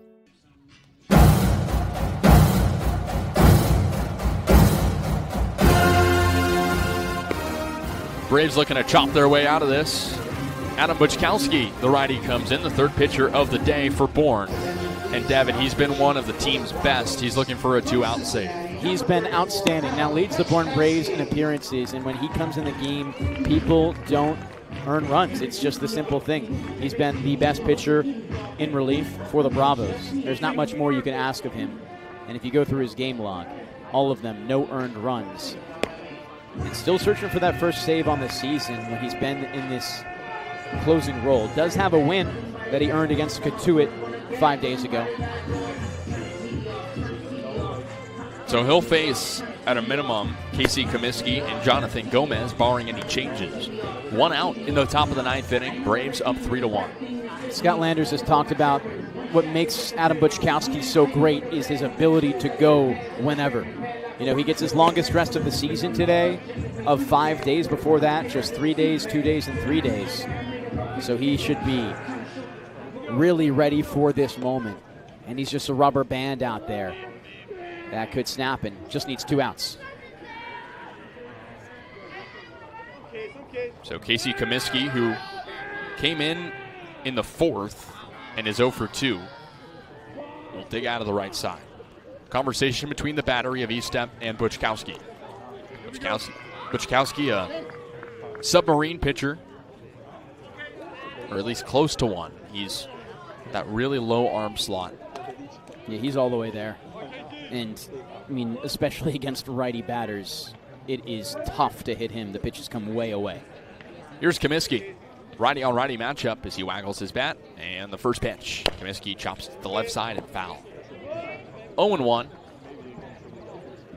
Braves looking to find the win column after back-to-back losses. Orleans trying to avoid losing 4 of their last 5 after a win yesterday against Hyannis. First shutout of the season yesterday for Orleans. Pitching hasn't been bad today for the Birds. The 0-1 inside. Comiskey ducks out of the way. It's 1-1. No hit batters on the season for Buczkowski, but he's come close plenty of times. 1 walk to 9 strikeouts in 4 2/3 innings. Buczkowski looking for a quick 2 outs here. The 1-1. Comiskey waves and misses. Got a sweeper on the outside part of the plate, and it's 1-2. Buczkowski had been working on the inner part of the plate, goes outside there, and now he's a pitch away from out number 2. Jonathan Gomez on deck. Comiskey trying to protect the 1-2. Here's the pitch. Comiskey lifts it high up in the air. Medium center field. Bolton ranges to his left. He puts the glove up, makes the catch in right center for the second out, and the Braves are an out away from a win here on Monday night. This would be a good one. It's a gritty win. It's not one that came easy and dominating like we said Bourne should have, but almost just as satisfying. They did the things they needed. With still stuff you want to improve if they can just get this last out. Last chance is Jonathan Gomez. 0 for 1 with a pair of walks and a ground out. Righty-on-righty matchup. Buczkowski seeking the 2-out save. The pitch as it plunks Gomez. A slider that ran in on the knees, and that'll bring up the tying run to the plate in Cale Strickland. With 2 outs. You know, said it earlier, he's come close many times. Of course, that the closest. Here's Cale Strickland. He's had a tough day, 2 strikeouts, and he grounded into a double play. Lefty hitter against the righty arm. Jonathan Gomez at first with 2 gone in the top of the 9th.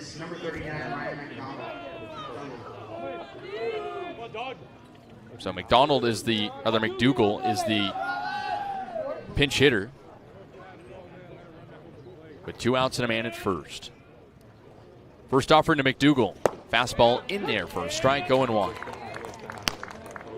McDougal has only played in 4 games this season. He faced off against Bourne in the first matchup and struck out in 2 plate appearances. He represents the last chance for Orleans. Buczkowski comes set on the third base side of the rubber out of the stretch. He fires the 0-1. McDougal waves and misses. A quick 0-2. And now Adam, a strike away from ending this one in the top of the ninth. Gomez at first. Infield playing straight up for the Braves. Buczkowski comes set. Now he fires the 0-2. McDougal takes low and away. 1 ball and 2 strikes. McDougal has 2 hits on the season, including a homer. Not an everyday player for the Firebirds, though. Only 4 appearances. He does represent the tying run. Gomez at first. 2 gone in the top of the ninth. Buczkowski fires the 1-2. McDougal takes outside. 2 balls and 2 strikes.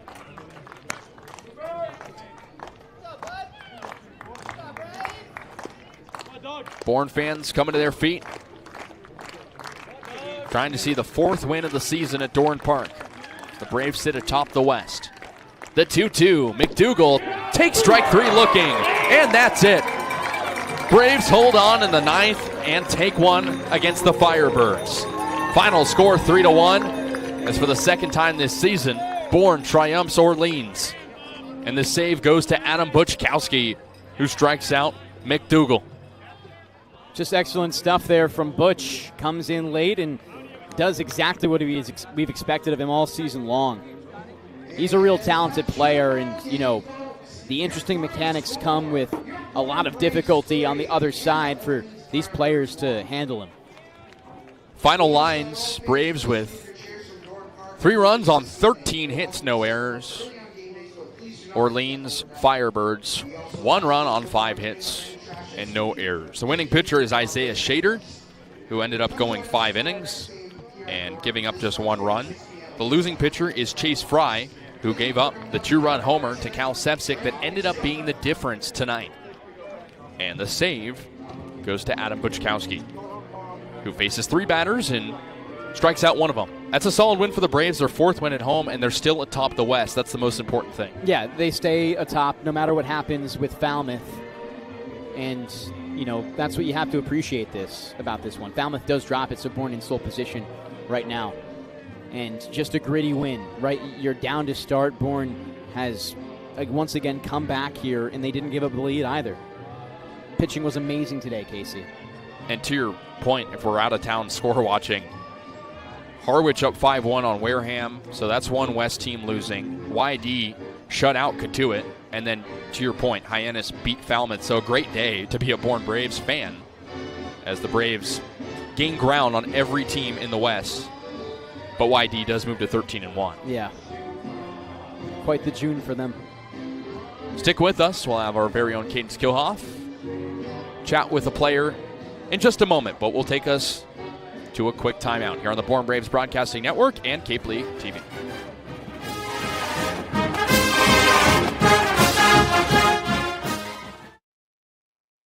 Massachusetts resident and don't have a bachelor's, you could be attending 4Cs for free, all while preparing for careers that actually move you forward. Aviation maintenance, nursing, dental, funeral service, we've got it all. capecod.edu/free.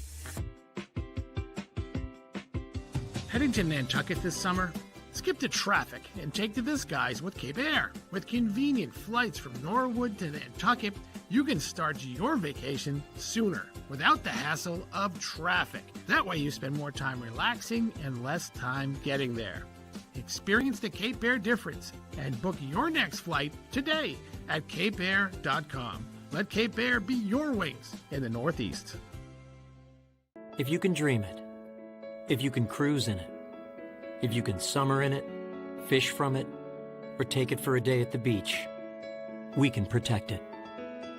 The Baldwin Group. Protecting the possible. Massachusetts resident and don't have a bachelor's, you could be attending 4Cs for free, all while preparing for careers that actually move you forward. Aviation maintenance, nursing, dental, funeral service, we've got it all. capecod.edu/free. Heading to Nantucket this summer?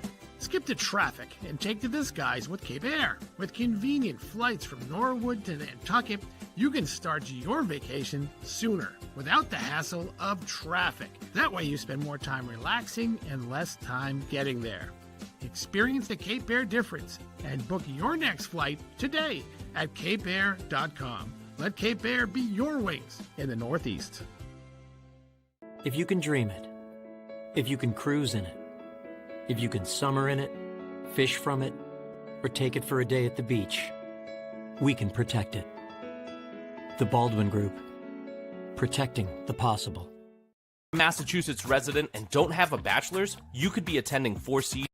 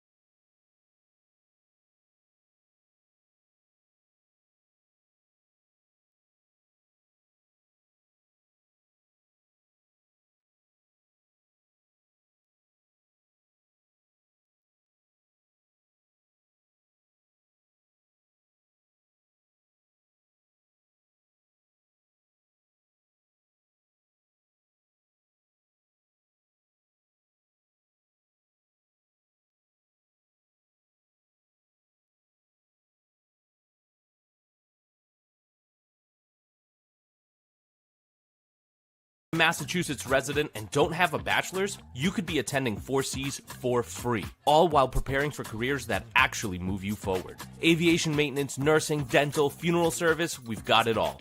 capecod.edu/free. Heading to Nantucket this summer? Skip the traffic and take to the skies with Cape Air. With convenient flights from Norwood to Nantucket, you can start your vacation sooner without the hassle of traffic. That way you spend more time relaxing and less time getting there.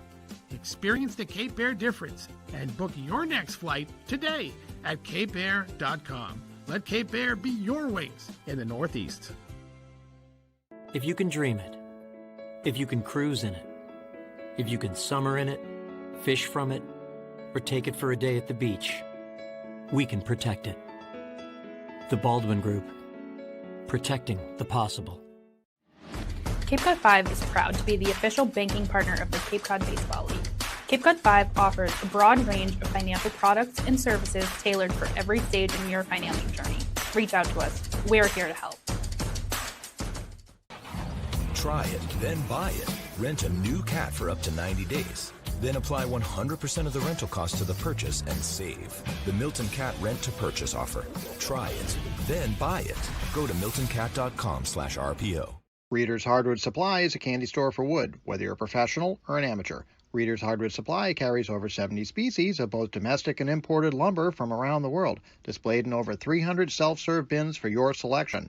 So for your next project, make it your masterpiece with stock from Reader's Hardwood Supply. The woods of the world are here at Reader's Hardwood Supply. Massachusetts resident and don't have a bachelor's, you could be attending 4 Cs for free, all while preparing for careers that actually move you forward. Aviation maintenance, nursing, dental, funeral service, we've got it all. capecod.edu/free.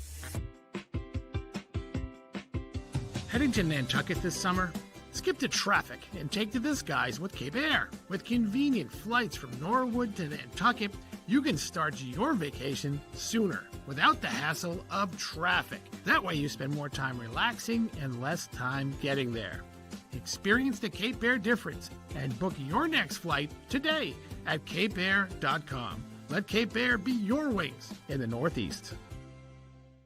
If you can dream it, if you can cruise in it, if you can summer in it, fish from it, or take it for a day at the beach, we can protect it. The Baldwin Group, protecting the possible. Cape Cod 5 is proud to be the official banking partner of the Cape Cod Baseball League. Cape Cod 5 offers a broad range of financial products and services tailored for every stage in your financial journey. Reach out to us. We're here to help. Try it, then buy it. Rent a new cat for up to 90 days. Then apply 100% of the rental cost to the purchase and save. The Milton Cat Rent to Purchase offer. Try it, then buy it. Go to miltoncat.com/RPO. Reader's Hardwood Supply is a candy store for wood, whether you're a professional or an amateur. Reader's Hardwood Supply carries over 70 species of both domestic and imported lumber from around the world, displayed in over 300 self-serve bins for your selection. So for your next project, make it your masterpiece with stock from Reader's Hardwood Supply. The woods of the world are here at Reader's Hardwood Supply. Welcome into the post-game Tomahawk Talk. I'm Kaydence Kilhof alongside Devon, Jarvis, and Kasey Kazliner. Right after the Bourne Braves defeat the Orleans Firebirds 3-1 and put a halt to a 3-game losing streak. Devon, Cal Sefcik, the leader of today's game, he hasn't really been standing strong on this squad all season long, but over the past few games, it seems like he's finally put his best foot forward. Yeah, you've been watching Cal Sefcik, and he's understanding he's approaching at-bats at the plate wonderfully. He's still getting good contact. His BABIP was the lowest, or the second lowest, rather, in the entire Cape Cod Baseball League. And finally, we see the other side of that luck come into play. The home run, and overall, just a much better game from him. Now 5 hits over his last 2 games. This is the type of Cal Sefcik we saw with a fantastic contact tool when he played with the Bourne Braves last summer, where he hit 400. That's the type of guy that we got last year. And you understand, too, that, you know, when it's not the production you're expecting, sometimes you blame it on the transition from metal to wood bats, but we knew what he could do with a wood bat. So now seeing it come to fruition is huge. He's an integral player to this team. If he's here all summer and Bourne wins a championship, it's going to be a lot to do with him, as it was last year. So really crucial that he got going tonight. And again, sometimes you just need that one game. I talked about it a lot with Luke Costello early in the season. You need that one game to catapult you. And it seems like each of these last 2 days was certainly that for Sefcik.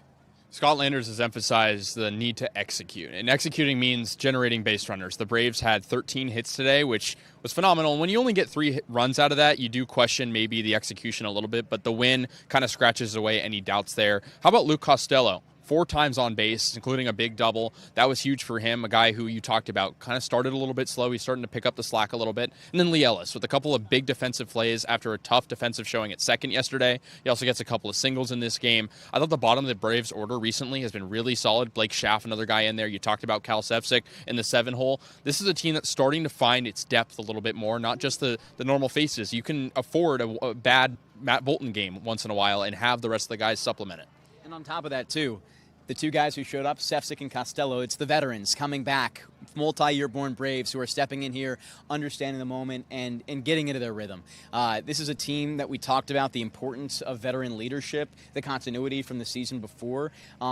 You know, you don't have as many guys right now as you did at the start of the season, but you still have the leaders on this team. And, you know, last year you had a guy in like Braden Holcomb who really rallied this team together. You have leaders on this team who are getting this team where they need to be. And Bourne, I still think, is in a good spot. 6-5-3, you're top of the West with a Falmouth loss today by 2 points. You lead that spot. You're doing the little things right when the time comes. And again, you're not losing by a lot if you lose. You're always in games. Bourne has never not been in a game all season long. We've also talked about the changing in the lineups recently. Landers is always moving around the players to see who does what best. And I think, what do you guys think? Today could have been a day where this lineup could be kind of permanent? You're never going to have permanent lineups. It's always going to move around, especially, you give guys off days. E-Step, again, didn't have a great day. Possibly move Costello back to catcher. And, overall, you need to have some continuity with transition between the depth guys. Bourne's going to get a couple pieces back from Team USA soon. They have people that they have coming late in the summer as well. So you're always going to transition. You're never going to find that permanence. But to have the guys who you trust in certain spots, it seems like the 2-3-4 is always going to be Bolton, Costello, and Costello. I agree with Scott Landers there. You have to have them there. But maybe you start to see Sefcik work in. I think the 5 spot works really well for him when he's playing like this. And, he's a really fantastic player who was typically the cleanup guy at the end of last year. I want to give Bryce E-Step his credit, though. He does have a hit in this game, and he threw out multiple runners, and not a single stolen base allowed by the Braves. That had been an issue. We saw that happen at Harwich. We saw YD move around the base pass last night. I give E-Step his credit, a guy who was called upon, a guy who's still searching for consistency. But if you have to change the lineup, that's where you look at a guy in the middle, bottom of the order who can step up and play defense. And the Braves have been largely this season, outside of a few games, a very good defensive team. And it seemed like tonight they cleaned up a lot of that. There were no real messy defensive plays tonight. All right, guys. Well, thanks so much for joining me on the post-game Tomahawk Talk. I'm not done just yet. Coming up after the break, I'll be speaking with the Bourne Braves beat reporter Nate Laird about the win. Massachusetts resident and don't have a bachelor's, you could be attending 4Cs for free, all while preparing for careers that actually move you forward. Aviation maintenance, nursing, dental, funeral service, we've got it all. capecod.edu/free. Heading to Nantucket this summer? Skip the traffic and take to the skies with Cape Air. With convenient flights from Norwood to Nantucket, you can start your vacation sooner without the hassle of traffic. That way you spend more time relaxing and less time getting there. Experience the Cape Air difference and book your next flight today at capeair.com. Let Cape Air be your wings in the Northeast.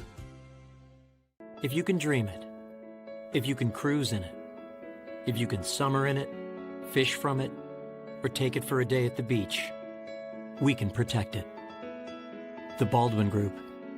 Protecting the possible. Cape Cod 5 is proud to be the official banking partner of the Cape Cod Baseball League. Cape Cod 5 offers a broad range of financial products and services tailored for every stage in your financing journey.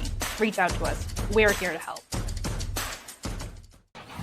Try it, then buy it. Rent a new cat for up to 90 days. Then apply 100% of the rental cost to the purchase and save. The Milton Cat Rent to Purchase offer. Try it, then buy it. Go to miltoncat.com/RPO. Reader's Hardwood Supply is a candy store for wood, whether you're a professional or an amateur. Reader's Hardwood Supply carries over 70 species of both domestic and imported lumber from around the world, displayed in over 300 self-serve bins for your selection. So for your next project, make it your masterpiece with stock from Reader's Hardwood Supply. The woods of the world are here at Reader's Hardwood Supply. Welcome back into the post-game Tomahawk Talk. After the Bourne Braves defeat the Orleans Firebirds 3-1, I'm now joined by Nate Laird, the Bourne Braves beat reporter. And Nate, you spoke to field manager Scott Landers after the game about the offense. What did he say? That's right. He was really happy with the performance tonight. 13 hits, that's a season high for the Braves so far this year.